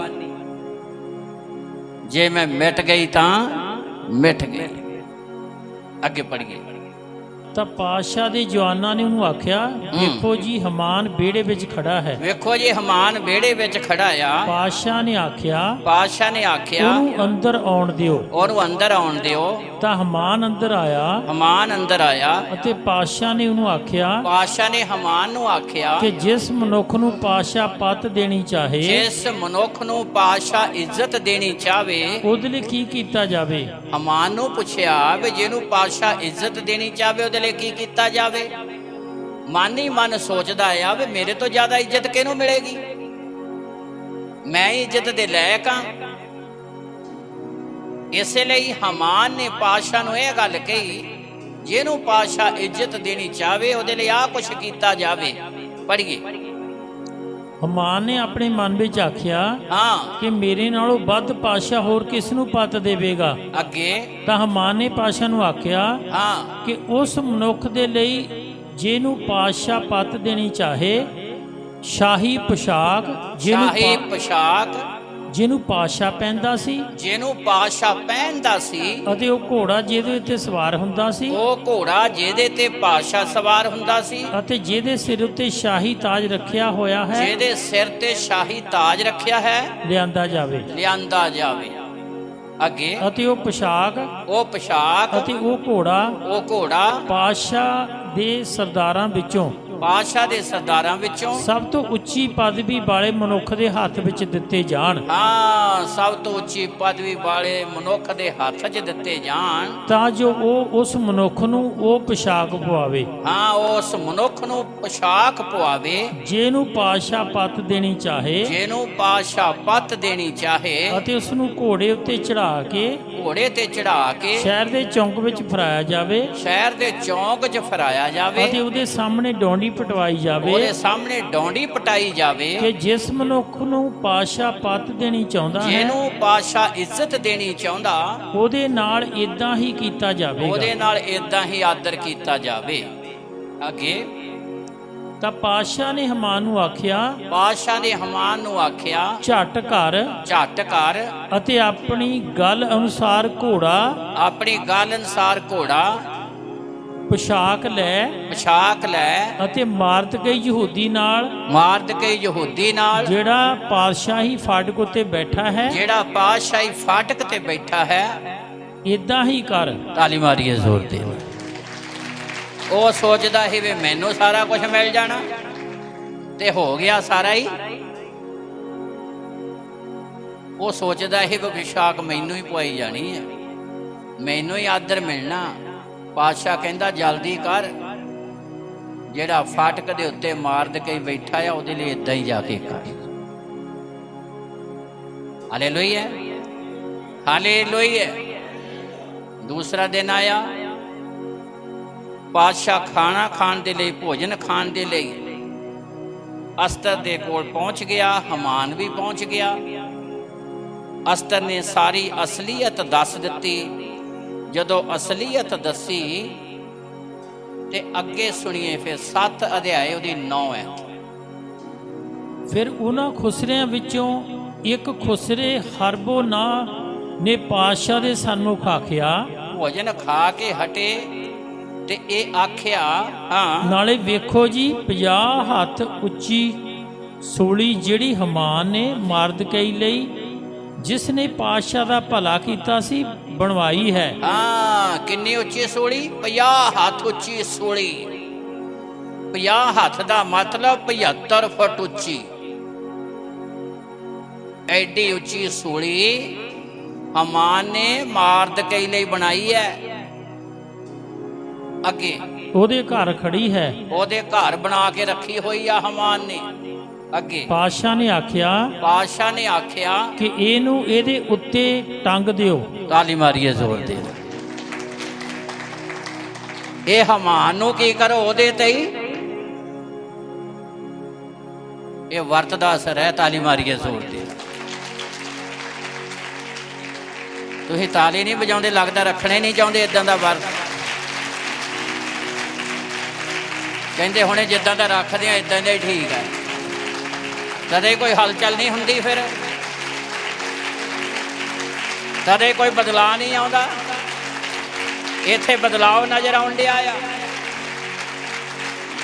ਦੁਸ਼ਮਣ ਨੇ, ਆਮੀਨ, ਦੁਸ਼ਮਣ ਨੇ 50 ਹੱਥ ਉੱਚੀ ਸੂਲੀ ਘਰ ਬਣਾ ਕੇ ਰੱਖੀ ਹੋਈ ਹੈ। 50 ਹੱਥ ਉੱਚੀ ਸੂਲੀ ਮਾਰਦਕਈ ਲਈ ਬਣਾਈ ਹੋਈ ਹੈ, ਤੇ ਚੜਨਾ ਆਪੇ ਹੀ ਪੈ ਗਿਆ ਉਹਨੂੰ। ਕਹਿੰਦਾ ਇਹਨੂੰ ਚੜਾ ਦਿਓ। ਪਾਤਸ਼ਾਹ ਕਹਿੰਦਾ ਜੀ ਬਣਾ ਕੇ ਰੱਖੀ ਹੋਈ ਹੈ, ਮਾਰਦਕਈ ਲਈ ਕੁਛ ਨਹੀਂ ਕੀਤਾ, ਜਿਹਨੇ ਮਾਰਦਕਈ ਨੇ ਪਾਤਸ਼ਾਹ ਦਾ ਭਲਾ ਕੀਤਾ। ਨਾਲੇ ਕਹਿੰਦਾ ਦੇਖੋ ਜੀ ਹਮਾਨ ਨੇ 50 ਹੱਥ ਉੱਚੀ ਸੂਲੀ ਮਾਰਦਕਈ ਲਈ ਬਣਾਈ ਆ। ਪਾਤਸ਼ਾਹ ਕ੍ਰੋਧ ਵਿੱਚ ਆਇਆ, ਕਹਿੰਦਾ ਉਸ ਸੂਲੀ ਦੇ ਉੱਤੇ ਇਹਨੂੰ ਹੀ ਚੜਾ। ਇਹ ਵਰਤ ਦਾ ਰਿਜ਼ਲਟ ਹੈ।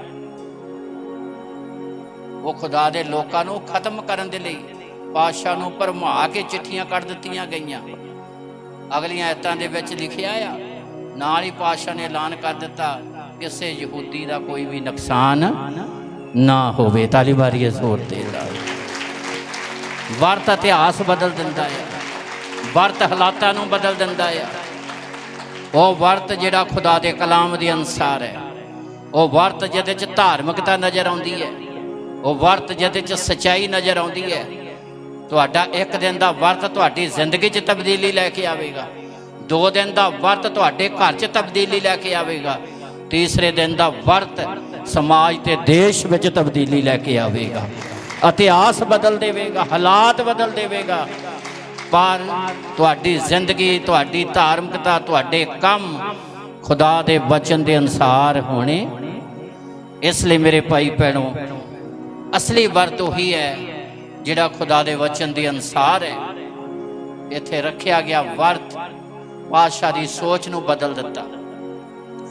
ਪਾਤਸ਼ਾਹ ਦਾ ਰਹਿਮ ਕਿਰਪਾ ਪ੍ਰਾਪਤ ਕੀਤੀ ਤੇ ਕ੍ਰੋਧ ਦੁਸ਼ਮਣਾਂ ਦੇ ਉੱਤੇ ਹੋਇਆ। ਪਾਤਸ਼ਾਹ ਦੁਸ਼ਮਣ ਤੇ ਕ੍ਰੋਧਵਾਨ ਹੋ ਗਿਆ। ਇਸ ਲਈ ਮੇਰੇ ਭਾਈ ਭੈਣੋ, ਜਿਹੜਾ ਹਮਾਨ ਮਾਰਦਕਈ ਨੂੰ ਤੇ ਖੁਦਾ ਦੇ ਲੋਕਾਂ ਨੂੰ ਖਤਮ ਕਰਨਾ ਚਾਹੁੰਦਾ ਸੀ, ਉਹਦੀ ਆਪਣੀ ਮੌਤ ਹੋ ਗਈ। खुदा दे लोक बचाए गए। वो जिंदगियां जड़ियां खुदा दे वचन के अनुसार अपना जीवन बतीत कर दिया। परमेश्वर अपनियां रहमतां बहाल करता। नीनवा दे लोग 1,20,000 तो वध, जदों यूनाह नबी ने जाके प्रचार किया, उत्थे भी एक बदलाव आया। पढ़िए और ध्यान नाल सुनिए। यूनाह नबी की पुस्तक 3 अध्याय 6 आयत, 6, 7, 8, 9 आयत पढ़िए। 6 आयत तो शुरू करिए। ਇਹ ਖਬਰ ਨੀਨਵਾ ਦੇ ਪਾਤਸ਼ਾਹ ਨੂੰ ਅਪੜ ਪਈ। ਇਹ ਖਬਰ ਨੀਨਵਾ ਦੇ ਪਾਤਸ਼ਾਹ ਦੇ ਕੋਲ ਚਲੀ ਗਈ।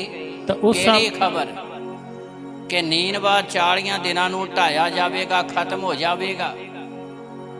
यूनाह नबी ने प्रचार किया जाके, लोगों की बुराई के कारण खुदा क्रोधवान है। ये पातशाह तक खबर पहुंच गई। जदों पातशाह तक खबर पहुंची, पढ़िए ध्यान नाल सुनिए। हाँ जी, ये खबर ਨੀਨਵਾ ਦੇ ਪਾਤਸ਼ਾਹ ਨੂੰ ਅਪੜ ਪਈ। ये खबर नीनवा के पातशाह के कोल पहुंच गई। ਤਾਂ ਉਹ ਆਪਣੀ ਰਾਜਗੱਦੀ ਤੋਂ ਉੱਠਿਆ। आया बदलाव। वरत का मतलब बदलाव आ। जे बदलाव नहीं तो फिर वरत भी नहीं गा। वरत हो सकता दिखावे का हो सकता है। बादशाह नूं जदों खबर पहुंची तो उन्हें विचार किया, जे प्रजा ही नहीं होगी तो मैं राज किते करांगा। जे लोग ही नहीं होणगे तो मेरा राज किते होवेगा। ते बादशाह ने की किया? पढ़िए 6 आयत। हाँ जी, ਆਪਣਾ ਸ਼ਾਹੀ ਜੂਬਾ ਲਾ ਸੁੱਟਿਆ अपना शाही वस्त्र उतार दिते ਅਤੇ ਤੱਪੜ ਪਾ ਕੇ ਰਾਖ ਵਿੱਚ ਬੈਠ ਗਿਆ। तप्पड़ पा के राख विच बैठ गया। तरसयोग हालत बना ली। वरत का मतलब किरपा दे भागी बनना, तरसयोग हालत दे विच आउणा। जे साडे दर दे उत्ते कोई मंगता आ जावे, पर उन्हें पेंट कमीज वधिया पाई होवे, टाई लाई होवे, ते बूट इदां दे चमकदे पॉलिश कीते पाए होण, ते बाल स्टेट कीते होण, ते ओह कहे जी मैनू 100 रुपया दे दिओ, ते तुसीं विचार करके देखो, असीं पैरां तो लैके सिर तक उहनूं देखांगे भी 1000 दे तां तूं बूट पाए होणे, तां 100 सातों मंगण डिया। 5000 दे तूं कपड़े पाए होने आ, ते 100 सातों मंगण डिया तूं। ਉਹਦਾ ਵਾਰੀ ਦਿਖਾਵਾ ਹੀ ਅਸੀਂ ਕਰਕੇ 50 ਗੱਲਾਂ ਅਸੀਂ ਕਰਾਂਗੇ ਵੀ ਤੂੰ ਕੰਮ ਧੰਦਾ ਕਰ। ਉਹਦੇ ਉਲਟ ਜੇ ਕਿਹੋ ਜਿਹਾ ਇਨਸਾਨ ਫਟੇ ਕੱਪੜੇ, ਤਰਸਯੋਗ ਹਾਲਤ, ਢਿੱਡ ਉਹਦਾ ਵਿੱਚ ਵੜਿਆ ਆ, ਬੁਰੀ ਹਾਲਤ ਆ, ਪੈਰ ਨੰਗੇ ਆ, ਸਾਰਾ ਸਿਸਟਮ ਦੇਖ ਕੇ ਉਹ ਕਹਿੰਦਾ ਜੀ ਮੈਨੂੰ 4 ਦਿਨ ਹੋ ਗਏ ਮੈਂ ਰੋਟੀ ਨਹੀਂ ਖਾਧੀ, ਤੇ ਮੈਨੂੰ 2 ਰੋਟੀਆਂ ਦੇ ਦਿਓ। ਤੇ ਅਸੀਂ 2 ਰੋਟੀਆਂ ਨਹੀਂ, ਅਸੀਂ ਉਹਨੂੰ 5-7 ਰੋਟੀਆਂ ਦਿਆਂਗੇ, ਤੇ ਨਾਲ ਉਹਨੂੰ ਕੁਝ ਪੈਸੇ ਵੀ ਦਿਆਂਗੇ, ਉਹ ਭਾਈ ਗਾਂ ਵੀ ਖਾ ਲਈ। ਉਹਦੀ ਹਾਲਤ ਦੇਖ ਕੇ ਤਰਸ ਆਉਂਦਾ ਆ। ਵਰਤ ਦਾ ਮਤਲਬ ਆਪਣੀ ਹਾਲਤ ਇਦਾਂ ਦੀ ਬਣਾਓ ਕਿ ਖੁਦਾ ਤੁਹਾਡੇ ਤੇ ਰਹਿਮ ਕਰਨੇ ਨੂੰ ਤਿਆਰ ਹੋ। ਇਦਾਂ ਦੀ ਨਾ ਬਣਾਓ ਵੀ ਉਧਰ ਵਰਤ ਰੱਖਿਆ ਆ ਤੇ ਜਾਨ ਫੇਰ ਵੀ ਪਹਿਲੇ ਨਾਲੋਂ ਜ਼ਿਆਦਾ ਆ ਤੇ ਘਸੁੰਨ ਮੁੱਕੇ ਮਾਰਨ ਨੂੰ ਤਿਆਰ ਆ। ਪਿਛਲੇ ਐਤਵਾਰ ਮੈਂ ਦੱਸਿਆ ਸੀ ਕਿ ਇਜ਼ਰਾਈਲੀ ਲੋਕ ਇਦਾਂ ਦੇ ਵਰਤ ਰੱਖਦੇ ਸੀ। ਕਹਿੰਦਾ ਵਰਤ ਦੇ ਦਿਨ ਤੁਸੀਂ ਆਪਣੀ ਖੁਸ਼ੀ ਲੱਭਦੇ ਹੋ, ਵਰਤ ਰਗੜੇ ਝਗੜੇ ਲਈ ਰੱਖਦੇ ਹੋ, ਵਰਤ ਬੁਰਾਈ ਦੇ ਹੂਰੇ ਮਾਰਨ ਲਈ ਰੱਖਦੇ ਹੋ। ਹੂਰਾ ਕੀ ਹੈ? ਘਸੁੰਨ। ਅਜਿਹੇ ਵਰਤਾਂ ਤੋਂ ਕਹਿੰਦਾ ਤੁਹਾਡੀ ਆਵਾਜ਼ ਉਚਾਈ ਤੇ ਨਹੀਂ ਜਾਊਗੀ। ਇੱਕ ਪਾਸੇ ਰੋਟੀ ਛੱਡੀ ਆ, ਤਾਕਤ ਫੇਰ ਵੀ ਓਨੀ ਹੈ, ਲੜਾਈ ਕਰਨੇ ਨੂੰ ਤਾਕਤ ਫੇਰ ਵੀ ਓਨੀ ਹੈ। ਇਹੋ ਜਿਹੇ ਵਰਤ ਰੱਖਣ ਦੇ ਨਾਲ ਖੁਦਾ ਸਾਡੀ ਬੇਨਤੀ ਪ੍ਰਾਰਥਨਾ ਦਾ ਉੱਤਰ ਨਹੀਂ ਦੇਵੇਗਾ। ਅਜਿਹੇ ਵਰਤਾਂ ਨੂੰ ਸਿਰਜਣਹਾਰਾ ਪਸੰਦ ਨਹੀਂ ਕਰਦਾ। ਆ ਦੇਖੋ, ਪਾਤਸ਼ਾਹ ਨੂੰ ਖਬਰ ਮਿਲੀ ਨੀਨਵਾ ਖਤਮ ਹੋ ਜਾਣਾ, ਢਾਇਆ ਜਾਣਾ। ਸ਼ਾਹੀ ਕੁਰਸੀ ਤੋਂ ਉਤਰਿਆ, ਆਪਣੇ ਵਸਤਰ ਉਤਾਰ ਦਿੱਤੇ, ਤੱਪੜ ਦੇ ਵਿੱਚ ਬੈਠ ਗਿਆ, ਤੱਪੜ ਪਾ ਕੇ ਰਾਖ ਵਿੱਚ, ਸਵਾਹ ਵਿੱਚ ਬੈਠ ਗਿਆ। ਸ਼ਾਹੀ ਵਸਤਰ ਉਤਾਰ ਦਿੱਤੇ, ਤੱਪੜ ਪਾ ਲਏ, ਟਾਟ ਪਾ ਲਿਆ, ਤਰਸਯੋਗ ਹਾਲਤ ਦੇ ਵਿੱਚ ਆ ਗਿਆ। ਗੱਲ ਇੱਥੇ ਹੀ ਖਤਮ ਨਹੀਂ, ਪੜ੍ਹੀਏ ਹੁਣ ਅੱਗੇ ਚੱਲੀਏ। ਹਾਂਜੀ। ਤਾਂ ਉਸਨੇ ਹੋਕਾ ਦਿੱਤਾ ਉਸਨੇ ਹੋਕਾ ਦਿੱਤਾ ਅਤੇ ਨੀਨਵਾ ਵਿੱਚ ਪ੍ਰਚਾਰ ਕੀਤਾ। ਨੀਨਵਾ 'ਚ ਪ੍ਰਚਾਰ ਕੀਤਾ। ਪਾਤਸ਼ਾਹ ਅਤੇ ਉਸਦੇ ਸਰਦਾਰਾਂ ਦਾ ਫਰਮਾਨ, ਪਾਤਸ਼ਾਹ ਤੇ ਉਹਦੇ ਸਰਦਾਰਾਂ ਦਾ ਇਹ ਹੁਕਮ ਆ, ਨਾ ਆਦਮੀ ਨਾ ਆਦਮੀ, ਨਾ ਪਸ਼ੂ, ਨਾ ਪਸ਼ੂ, ਨਾ ਬੱਗ, ਨਾ ਬੱਗ, ਨਾ ਇੱਜੜ ਕੁਝ ਨਾ ਚੱਖਣ, ਇੱਜੜ ਕੁਝ ਚੱਖਣ, ਉਹ ਨਾ ਖਾਣ, ਨਾ ਖਾਣ, ਨਾ ਪਾਣੀ ਪੀਣ। ਨਾ ਪਾਣੀ ਪੀਣ। ਪਰ ਆਦਮੀ ਔਰ ਪਸ਼ੂ ਆਦਮੀ ਔਰ ਪਸ਼ੂ ਤੱਪੜਾਂ ਨਾਲ ਢਕੇ ਹੋਏ ਹੋਣ ਤੱਪੜਾਂ ਦੇ ਨਾਲ ਢਕੇ ਹੋਏ ਹੋਣ ਅਤੇ ਪਰਮੇਸ਼ਰ ਅੱਗੇ ਜ਼ੋਰ ਲਾ ਕੇ ਤਰਲੇ ਕਰਨ। ਹਾਂ, ਕਿੱਦਾਂ ਤਰਲੇ ਕਰਨ? ਜ਼ੋਰ ਲਾ ਕੇ ਕਰਨ, ਉਦਾਂ ਹੀ ਨਾ ਤਰਲੇ ਕਰੀ ਜਾਣ। ਜ਼ੋਰ ਲਾ ਕੇ ਤਰਲੇ ਕਰਨ। ਜ਼ੋਰ ਲਾਉਣ ਦਾ ਮਤਲਬ ਸਮਝਦੇ ਹੋ? ਜਦੋਂ ਕਿਤੇ ਦੂਰ ਬੰਦਾ ਕੋਈ ਖੜਾ ਹੋਵੇ ਨਾ, ਉਹਦੇ ਤੱਕ ਆਪਣੀ ਆਵਾਜ਼ ਪਹੁੰਚਾਉਣੀ ਹੋਵੇ ਤਾਂ ਫਿਰ ਜ਼ੋਰ ਲਾਉਣਾ ਪੈਂਦਾ। ਤੇ ਜ਼ੋਰ ਲੱਗਣਾ ਕਿੱਥੋਂ ਆ? ਫਿਰ ਅੰਦਰੋਂ ਲੱਗਣਾ, ਦਿਲੋਂ।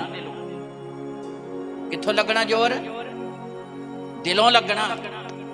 ਟਾਰਗੇਟ ਹੋਣਾ ਵੀ ਮੈਂ ਆਪਣੀ ਆਵਾਜ਼ ਉਹਦੇ ਤੱਕ ਪਹੁੰਚਾਉਣੀ ਹੈ, ਉਹ ਫਿਰ ਅੰਦਰੋਂ ਜ਼ੋਰ ਲੱਗਣਾ, ਦਿਲੋਂ ਲੱਗਣਾ ਆ।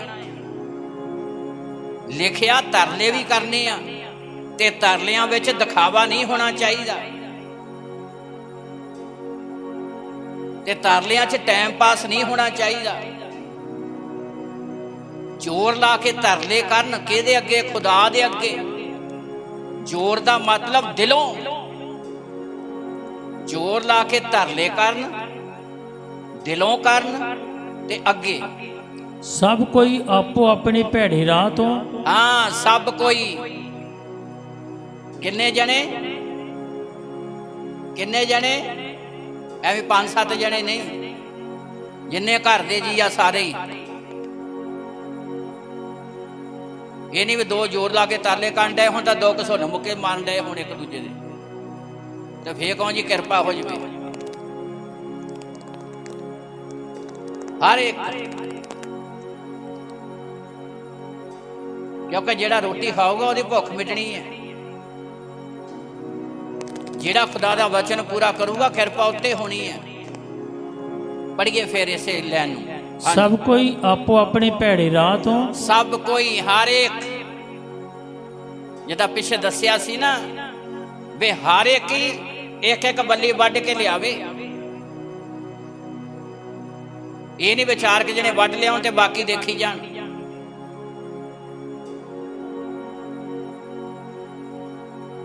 ਹਰ ਇੱਕ ਬੱਲੀ ਵੱਢ ਕੇ ਲਿਆਵੇ। ਹਰ ਇੱਕ ਦੀ ਡਿਊਟੀ ਹੈ,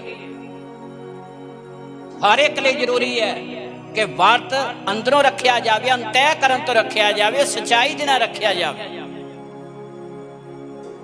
ਸਭ ਕੋਈ, ਹਾਂਜੀ, ਸਭ ਕੋਈ ਆਪੋ ਆਪਣੇ ਭੈੜੇ ਰਾਹ ਤੋਂ। ਆਪੋ ਆਪਣੇ ਭੈੜੇ ਰਸਤੇ ਤੋਂ। ਹਾਂ, ਅਤੇ ਆਪੋ ਆਪਣੇ ਜ਼ੁਲਮ ਤੋਂ। ਆਪੋ ਆਪਣੇ ਜ਼ੁਲਮ ਤੋਂ ਜੋ ਉਹ ਕਰ ਰਹੇ ਹਨ। ਜੋ ਉਹ ਕਰ ਰਹੇ ਹਨ। ਮੂੰਹ ਮੋੜਨ। ਹਾਂ, ਕੀ ਮੋੜਨ? ਜਿੱਦਾਂ ਰੋਟੀ ਤੋਂ ਮੋੜਿਆ ਆ, ਨਹੀਂ ਅੱਜ ਚੁੱਲ੍ਹਾ ਨਹੀਂ ਬਾਲਣਾ। ਤਦ ਮੂੰਹ ਸ਼ਬਦ ਆਇਆ ਇੱਥੇ।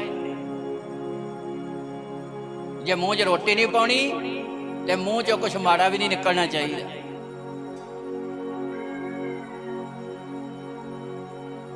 ਹਰ ਇੱਕ ਆਪੋ ਆਪਣੇ ਜ਼ੁਲਮ ਤੋਂ ਜਿਹੜੇ ਕਰਦੇ ਹਨ ਮੂੰਹ ਮੋੜਨ। ਫਿਰ ਤੁਹਾਡਾ ਮੂੰਹ ਖੁਦਾ ਦੀ ਆਸ਼ੀਸ਼ ਨਾਲ ਭਰੂਗਾ। ਫਿਰ ਤੁਹਾਡੇ ਮੁਖ 'ਚ ਭਵਿੱਖਬਾਣੀਆਂ ਹੋਣਗੀਆਂ। ਫਿਰ ਤੁਹਾਡੇ ਮੁਖ ਦੇ ਵਿੱਚੋਂ ਨਿਕਲਣ ਵਾਲਾ ਹਰ ਸ਼ਬਦ ਸਿਰਜਣਹਾਰਾ ਪੂਰਾ ਕਰੂਗਾ। ਕਿੱਦਾਂ ਪੂਰਾ ਕਰੂਗਾ? ਪਹਿਲਾ ਸੈਮੂਅਲ 17 ਦੇ ਅਧਿ 45 ਐਤ ਪੜ੍ਹੀਏ। ਏਦਾਂ ਪੂਰਾ ਕਰੂਗਾ। ਮੈਂ ਖਤਮ ਕਰਨ ਲਈ ਜਾ ਰਿਹਾ, ਧਿਆਨ ਨਾਲ ਸੁਣੀਏ। ਪਰ ਦਾਊਦ ਨੇ ਫਲਿਸਤੀ ਨੂੰ ਆਖਿਆ, दाऊद ने फिलिस्ती ਨੂੰ ਆਖਿਆ ਤੂੰ ਤਲਵਾਰ ਅਤੇ ਵਰਸ਼ਾ ਤੂੰ ਤਲਵਾਰ ਤੇ ਵਰਸ਼ਾ ਅਤੇ ਢਾਲ ਲੈ ਕੇ ਮੇਰੇ ਕੋਲ ਆਉਣਾ ਹੈ, ਢਾਲ ਲੈ ਕੇ ਮੇਰੇ ਕੋਲ ਆਉਣਾ ਆ, ਪਰ ਮੈਂ ਸੈਨਾ ਦੇ ਯਹੋਵਾ ਦੇ ਨਾਮ ਉੱਤੇ, ਮੈਂ ਸੈਨਾ ਦੇ ਯਹੋਵਾ ਦੇ ਨਾਮ ਉੱਤੇ, ਜੋ ਇਸਰਾਇਲ ਦੇ ਦਲਾਂ ਦਾ ਪਰਮੇਸ਼ਰ ਹੈ, ਜੋ ਇਜ਼ਰਾਈਲ ਦੇ ਦਲਾਂ ਦਾ ਪਰਮੇਸ਼ਰ ਹੈ, ਜਿਸ ਨੂੰ ਤੈਂ ਲੱਜਿਆ ਬੰਦ ਕੀਤਾ, ਜਿਹਨੂੰ ਤੂੰ ਸ਼ਰਮਿੰਦਾ ਕਰ ਰਿਹਾ ਆ, ਤੇਰੇ ਕੋਲ ਆਉਣਾ ਹਾਂ। ਤੇਰੇ ਕੋਲ ਆਉਣਾ ਆ। ਮੇਰੇ ਕੋ ਓਨਲੀ ਸੈਨਾ ਦੇ ਯਹੋਵਾ ਦਾ ਨਾਮ ਹੈ, तेरे को हथियार है, तेरे को तलवार है, तेरे को वर्षा या तेरे को ढाल है। पर दाऊद कहता मेरे कोल की है?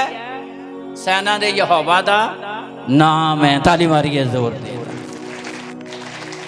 मेरे कोल हथियार कोई नहीं गा, मेरे को सिरजनहार है। तेरे को तलवार है, तेरे को वर्षा या तेरे को बचा लई ढाल है, मेरे को सैना दे यहोवा दा नाम है। 40 दिन हो गए सी इजरायलियां नूं आके रोज तंग करता सी, रोज कहता ही कोई हैगा तां मेरे नाल युद्ध करे, कोई हैगा तां मेरे नाल युद्ध करे। इजरायलियां च कोई है ही नहीं सी उहदे नाल युद्ध करन वाला। पर जदों दाऊद पहुंचिया कहंदा मैं युद्ध करांगा। हुण सुणीए कह की रिहा आ, अगे पढ़ीए। ਅਤੇ ਅੱਜ ਹੀ ਯਹੋਵਾ ਮੇਰੇ ਹੱਥ ਵਿੱਚ ਤੈਨੂੰ ਕਰ ਦੇਵੇਗਾ। हाँ अज ही, कल दी गल नहीं गी। ऐदा तुहाडा मुख खुदा कलाम ना भरूगा, आशीष ना भरूगा, विश्वास नाल भरूगा। आ गल्लां जांदियां रहणगीਆਂ। आ दुआ करो जी, देखदे आ जाके गल बन गई तां देख लवांगे, नहीं तां ना सही। ये शक निकल जाना, ये जे वाली गल जाती रहनी है। खुदा तुहाडे कदम मुबारक करेगा, तुहाडा मुख खुदा आशीष नाल भरेगा, विश्वास नाल भरेगा। तुसीं विश्वास नाल बोलोगे ते सिरजनहारा उन्हां शब्दां नूं पूरियां करेगा। इत्थे दाऊद बोल रहा है, की कहंदा? अज ही, कल दी नहीं गल। हुण ये 40वां दिन सी, 41वां दिन नहीं हुण चढ़ना। हुण दिनां दी गिनती नहीं होनी, हुण दिनां दी गिनती खत्म। पढ़िए। ਅਤੇ ਅੱਜ ਹੀ ਯਹੋਵਾ ਮੇਰੇ ਹੱਥ ਵਿੱਚ ਤੈਨੂੰ ਕਰ ਦੇਵੇਗਾ। ਅੱਜ ਹੀ ਸਰਵਸ਼ਕਤੀਮਾਨ ਪਰਮੇਸ਼ਰ ਤੈਨੂੰ ਮੇਰੇ ਹੱਥ ਕਰ ਦਊਗਾ, ਅਤੇ ਮੈਂ ਤੈਨੂੰ ਮਾਰ ਤੇ ਸੁੱਟਾਂਗਾ, ਅੱਜ ਹੀ ਮੈਂ ਤੈਨੂੰ ਖਤਮ ਕਰ ਦਿਆਂਗਾ, ਅਤੇ ਤੇਰਾ ਸਿਰ ਤੇ ਤੋਂ ਵੱਖਰਾ ਤੇਰਾ ਕਰ ਸਿਰ ਵੀ ਦਿਆਂਗਾ। ਤੇ ਤੋਂ ਵੱਖਰਾ ਕਰ ਦਿਆਂਗਾ। ਤੇ ਅੱਜ ਹੀ ਫਲਿਸਤੀਆਂ ਦੇ ਦਲਾਂ ਦੀਆਂ ਲੋਥਾਂ, ਅੱਜ ਹੀ ਫਿਲਿਸਤੀਆਂ ਦੇ ਦਲਾਂ ਦੀਆਂ ਲੋਥਾਂ, ਪੌਣ ਦੇ ਪੰਛੀਆਂ ਅਤੇ ਧਰਤੀ ਦੇ ਦਰਿੰਦਿਆਂ ਨੂੰ ਦੇਵਾਂਗਾ। ਅੱਗੇ ਵੀ ਸਾਰਾ ਸੰਸਾਰ ਜਾਣੇ। ਹਾਂ, ਕਿੰਨਾ ਸੰਸਾਰ ਜਾਣੇ, ਕਿੰਨਾ ਸੰਸਾਰ ਜਾਣੇ। ਉਹ ਜਦੋਂ ਖੁਦਾ ਕੰਮ ਕਰਦਾ ਨਾ, ਸੰਸਾਰ ਦੀ ਗੱਲ ਕਰਦਾ ਹੈ। ਤਾਲੀ ਮਾਰੀਏ ਜ਼ੋਰ ਦੇ ਨਾਲ। ਜਦੋਂ ਸਿਰਜਣਹਾਰਾ ਰਹਿਮਤਾਂ ਕਰਦਾ ਆ, ਸੰਸਾਰ ਨੂੰ ਬਰਕਤਾਂ ਦਿੰਦਾ ਆ। ਸਾਰਾ ਸੰਸਾਰ ਜਾਣੇਗਾ। ਉਸ ਸਮੇਂ ਦਾ ਹੀ ਨਹੀਂ, ਉਹ ਤੋਂ ਬਾਅਦ ਚ ਵੀ ਆਉਣ ਵਾਲਾ। ਹਜ਼ਾਰਾਂ ਹਜ਼ਾਰਾਂ ਸਾਲਾਂ ਦੀ ਗੱਲ ਕੀਤੀ ਹੋਈ ਹੈ। ਸਾਨੂੰ ਤਾਂ ਪੈਦਾ ਹੋਇਆ ਨੂੰ ਕੁਝ ਸਾਲ ਹੋਏ ਨੇ, ਜਿੰਨੀ ਜਿੰਨੀ ਸਾਡੀ ਉਮਰ ਹੈ। ਪਰ ਹਜ਼ਾਰਾਂ ਸਾਲ ਪਹਿਲਾਂ ਦਾਊਦ ਦੇ ਮੁਖ ਚੋਂ ਨਿਕਲੇ ਸ਼ਬਦ,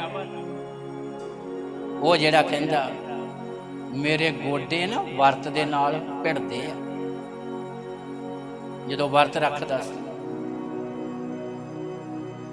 ਜਦੋਂ ਆਪਣੇ ਆਪ ਨੂੰ ਖੁਦਾ ਦੇ ਹੱਥ ਦਿੰਦਾ ਸੀ, ਤੇ ਉਹਦੇ ਮੁਖ ਚੋਂ ਨਿਕਲਣ ਵਾਲੇ ਹਰ ਸ਼ਬਦ ਨੂੰ ਸਿਰਜਣਹਾਰੇ ਨੇ ਪੂਰਾ ਕੀਤਾ।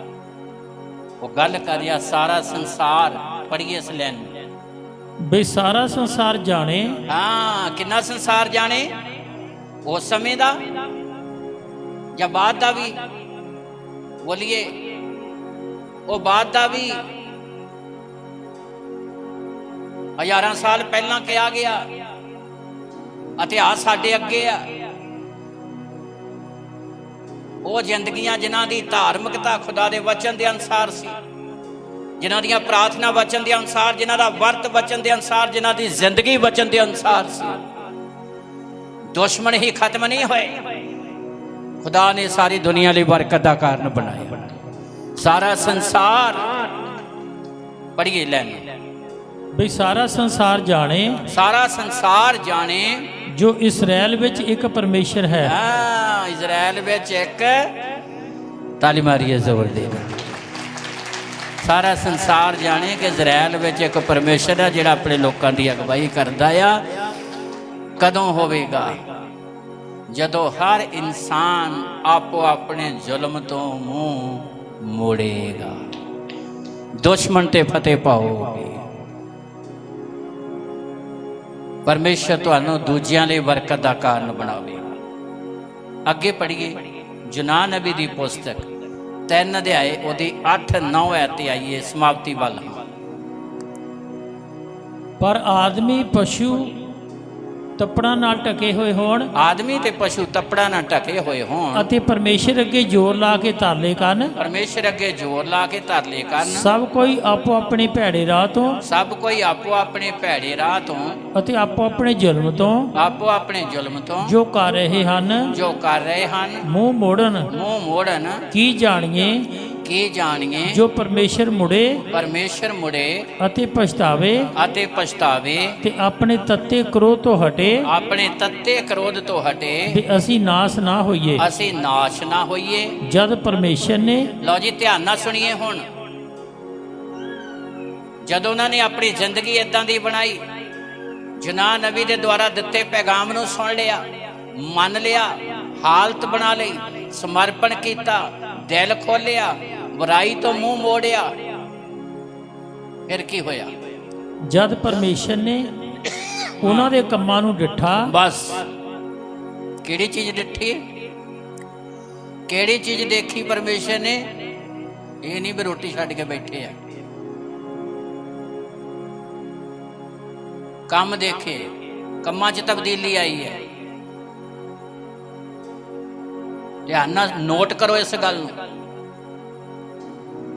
ਕੰਮ 'ਚ ਤਬਦੀਲੀ, ਜੀਵਨ 'ਚ ਤਬਦੀਲੀ, ਸੋਚ ਵਿੱਚ ਤਬਦੀਲੀ ਆਈ ਹੈ। ਇਹ ਨਹੀਂ ਵੀ ਰੋਟੀ ਛੱਡ ਕੇ ਬੈਠੇ ਆ। ਜਦੋਂ ਪਰਮੇਸ਼ਰ ਨੇ ਦੇਖਿਆ ਕਿ ਇਹਨਾਂ ਨੇ ਬੁਰਾਈ ਛੱਡੀ ਹੈ, ਇਹਨਾਂ ਨੇ ਜ਼ੁਲਮ ਛੱਡਿਆ ਆ, ਜਦੋਂ ਪਰਮੇਸ਼ਰ ਨੇ ਕੰਮ ਡਿੱਠੇ ਅੱਗੇ ਕਿ ਉਹ ਆਪਣੇ ਭੈੜੇ ਰਾਹ ਤੋਂ ਮੁੜ ਪਏ ਹਨ, ਆਪਣੇ ਉਹ ਭੈੜੇ ਰਸਤੇ ਤੋਂ ਮੁੜ ਪਏ ਹਨ, ਤਦ ਪਰਮੇਸ਼ਰ ਉਸ ਬੁਰਾਈ ਤੋਂ ਪਛਤਾਇਆ, ਪਰਮੇਸ਼ਰ ਉਸ ਬੁਰਾਈ ਤੋਂ ਪਛਤਾਇਆ ਜੋ ਉਸ ਆਖਿਆ ਸੀ, ਜੋ ਉਸ ਆਖਿਆ ਸੀ ਕਿ ਉਹ ਉਹਨਾਂ ਨਾਲ ਕਰੇਗਾ, ਉਹਨਾਂ ਨਾਲ ਕਰੇਗਾ, ਅਤੇ ਉਸਨੇ ਉਹ ਨਹੀਂ ਕੀਤੀ। ਤਾਲੀ ਮਾਰੀਏ ਜ਼ੋਰ ਦੇ ਨਾਲ। ਪਰਮੇਸ਼ਰ ਨੇ ਆਪਣਾ ਕ੍ਰੋਧ ਰੋਕ ਲਿਆ। ਤਾਲੀ ਮਾਰੀਏ ਜ਼ੋਰ ਦੇ ਨਾਲ। ਏਦਾਂ ਹੀ ਰੋਕ ਲਿਆ ਜਿਸ ਤਰ੍ਹਾਂ ਅਸਤਰ ਦੇ ਸਮੇਂ ਪਾਤਸ਼ਾਹ ਨੇ ਆਪਣਾ ਕ੍ਰੋਧ ਰੋਕ ਲਿਆ ਤੇ ਅਸਤਰ ਨੂੰ ਕਿਰਪਾ ਦੀ ਭਾਗੀ ਬਣਾ ਦਿੱਤਾ। ਨੀਨਵਾ ਦੇ ਲੋਕ ਕਿਰਪਾ ਦੇ ਭਾਗੀ ਬਣ ਗਏ ਤੇ 1,20,000 ਤੋਂ ਵੱਧ ਲੋਕ ਬਚਾਏ ਗਏ, ਨਾਸ਼ ਨਹੀਂ ਹੋਏ। ਇਹ ਵਰਤ ਦਾ ਰਿਜ਼ਲਟ ਹੈ। ਪਾਤਸ਼ਾਹ ਸ਼ਾਹੀ ਬਸਤਰ ਉਤਾਰ ਕੇ ਕੁਰਸੀ ਤੋਂ ਉੱਠਿਆ, ਤੱਪੜ ਪਾ ਕੇ ਰਾਖ 'ਚ ਸੁਆਹ 'ਚ ਬੈਠ ਗਿਆ ਤੇ ਐਲਾਨ ਕਰ ਦਿੱਤਾ, ਹਰ ਇੱਕ ਇਨਸਾਨ ਆਪੋ ਆਪਣੇ ਭੈੜੇ ਕੰਮਾਂ ਤੋਂ ਮੂੰਹ ਮੋੜਨ। ਤੇ ਸਿਰਜਣਹਾਰੇ ਨੇ ਜਦੋਂ ਉਹਨਾਂ ਦੇ ਕੰਮ, ਉਹਨਾਂ ਦੀ ਜ਼ਿੰਦਗੀ ਨੂੰ ਵੇਖਿਆ ਤੇ ਪਰਮੇਸ਼ਰ ਨੇ ਉਹਨਾਂ ਨੂੰ ਨਾਸ਼ ਨਹੀਂ ਕੀਤਾ, ਬਲਕਿ ਉਹ ਸਾਰੇ ਬਚਾਏ ਗਏ। ਔਰ ਬਾਈਬਲ ਦੇ ਇਤਿਹਾਸ ਵਿੱਚ ਮੇਰੇ ਤੇ ਤੁਹਾਡੇ ਲਈ ਲਿਖਿਆ ਗਿਆ ਕਿ ਤੁਹਾਡਾ ਵਰਤ ਵੀ ਇੱਦਾਂ ਦਾ ਹੀ ਹੋਣਾ ਚਾਹੀਦਾ। ਖੁਦਾ ਤੁਹਾਡੀ ਜ਼ਿੰਦਗੀ ਵੀ ਬਦਲੇਗਾ, ਤੁਹਾਡੇ ਹਾਲਾਤ ਵੀ ਬਦਲੇਗਾ, ਤੁਹਾਡੇ ਘਰ ਨੂੰ ਵੀ ਬਦਲੇਗਾ ਤੇ ਤੁਹਾਡੇ ਦੁਆਰਾ ਉਹ ਦੂਸਰਿਆਂ ਨੂੰ ਵੀ ਬਰਕਤ ਦਾ ਕਾਰਨ ਬਣਾਵੇਗਾ। ਇਸ ਲਈ ਮੇਰੇ ਭਾਈ ਭੈਣੋ, ਚਾਹੇ ਅਸੀਂ ਇੱਕ ਦਿਨ ਦਾ ਵਰਤ ਰੱਖਦੇ ਹਾਂ, ਚਾਹੇ ਲੰਬੇ ਵਰਤ ਰੱਖਦੇ ਹਾਂ, ਪਰ ਸਾਡੇ ਵਰਤਾਂ ਦੇ ਵਿੱਚ ਧਾਰਮਿਕਤਾ ਨਜ਼ਰ ਆਉਣੀ ਚਾਹੀਦੀ ਹੈ, ਦਿਖਾਵਾ ਨਹੀਂ ਹੋਣਾ ਚਾਹੀਦਾ। ਤੇ ਫਿਰ ਪਰਮੇਸ਼ਰ ਤੁਹਾਨੂੰ ਦੂਸਰਿਆਂ ਲਈ ਬਰਕਤ ਦਾ ਕਾਰਨ ਬਣਾਵੇਗਾ। ਤੁਹਾਡੀ ਮਿਹਨਤ ਵਿਅਰਥ ਨਹੀਂ ਜਾਵੇਗੀ, ਉਹ ਰਹਿਮਤਾਂ ਦੇ ਨਾਲ ਭਰਪੂਰ ਕਰੇਗਾ। ਆਓ ਅਸੀਂ ਨਿਰਣਾ ਲਈਏ, ਸੰਕਲਪ ਕਰੀਏ, ਜਦੋਂ ਵਰਤ ਰੱਖੀਏ ਅਸੀਂ ਆਪਣੇ ਆਪ ਨੂੰ ਪੂਰੀ ਤਰ੍ਹਾਂ ਖੁਦਾ ਦੇ ਹੱਥ ਦੇਈਏ ਤੇ ਸਭ ਤੋਂ ਵੱਡੀ ਗੱਲ, ਬੁਰਾਈ ਤੋਂ ਉੱਪਰ ਉੱਠੀਏ ਤੇ ਪਰਮੇਸ਼ਰ ਨਾਲ ਆਪਣਾ ਗੂੜਾ ਰਿਸ਼ਤਾ ਬਣਾਈਏ ਤੇ ਸਿਰਜਣਹਾਰਾ ਆਪਣੀਆਂ ਰਹਿਮਤਾਂ ਸਾਡੇ ਤੇ ਬਹਾਲ ਕਰੇਗਾ। ਸਭ ਘੁਟਨਿਆਂ ਤੇ ਆਈਏ, ਆਪਣੇ ਆਪ ਨੂੰ ਖੁਦਾ ਦੇ ਹੱਥ ਦੇਈਏ। 1-2 ਮਿੰਟਾਂ ਦੇ ਲਈ ਨਿਰਣਾ ਕਰੀਏ, ਸੰਕਲਪ ਲਈਏ, ਨਿਰਣਾ ਕਰੀਏ, ਸੰਕਲਪ ਲਈਏ, ਆਪਣੇ ਆਪ ਨੂੰ ਸਿਰਜਣਹਾਰੇ ਦੇ ਹੱਥ ਦੇਈਏ। ਬੋਲੀਏ, ਦਿਲ ਤੋਂ ਬੋਲੀਏ, ਦਿਲ ਤੋਂ ਬੋਲੀਏ। ਆਪਣਾ ਦਿਲ ਖੁਦਾ ਲਈ ਖੋਲੀਏ, ਆਪਣਾ ਹਿਰਦਾ ਖੁਦਾ ਦੇ ਲਈ ਖੋਲੀਏ।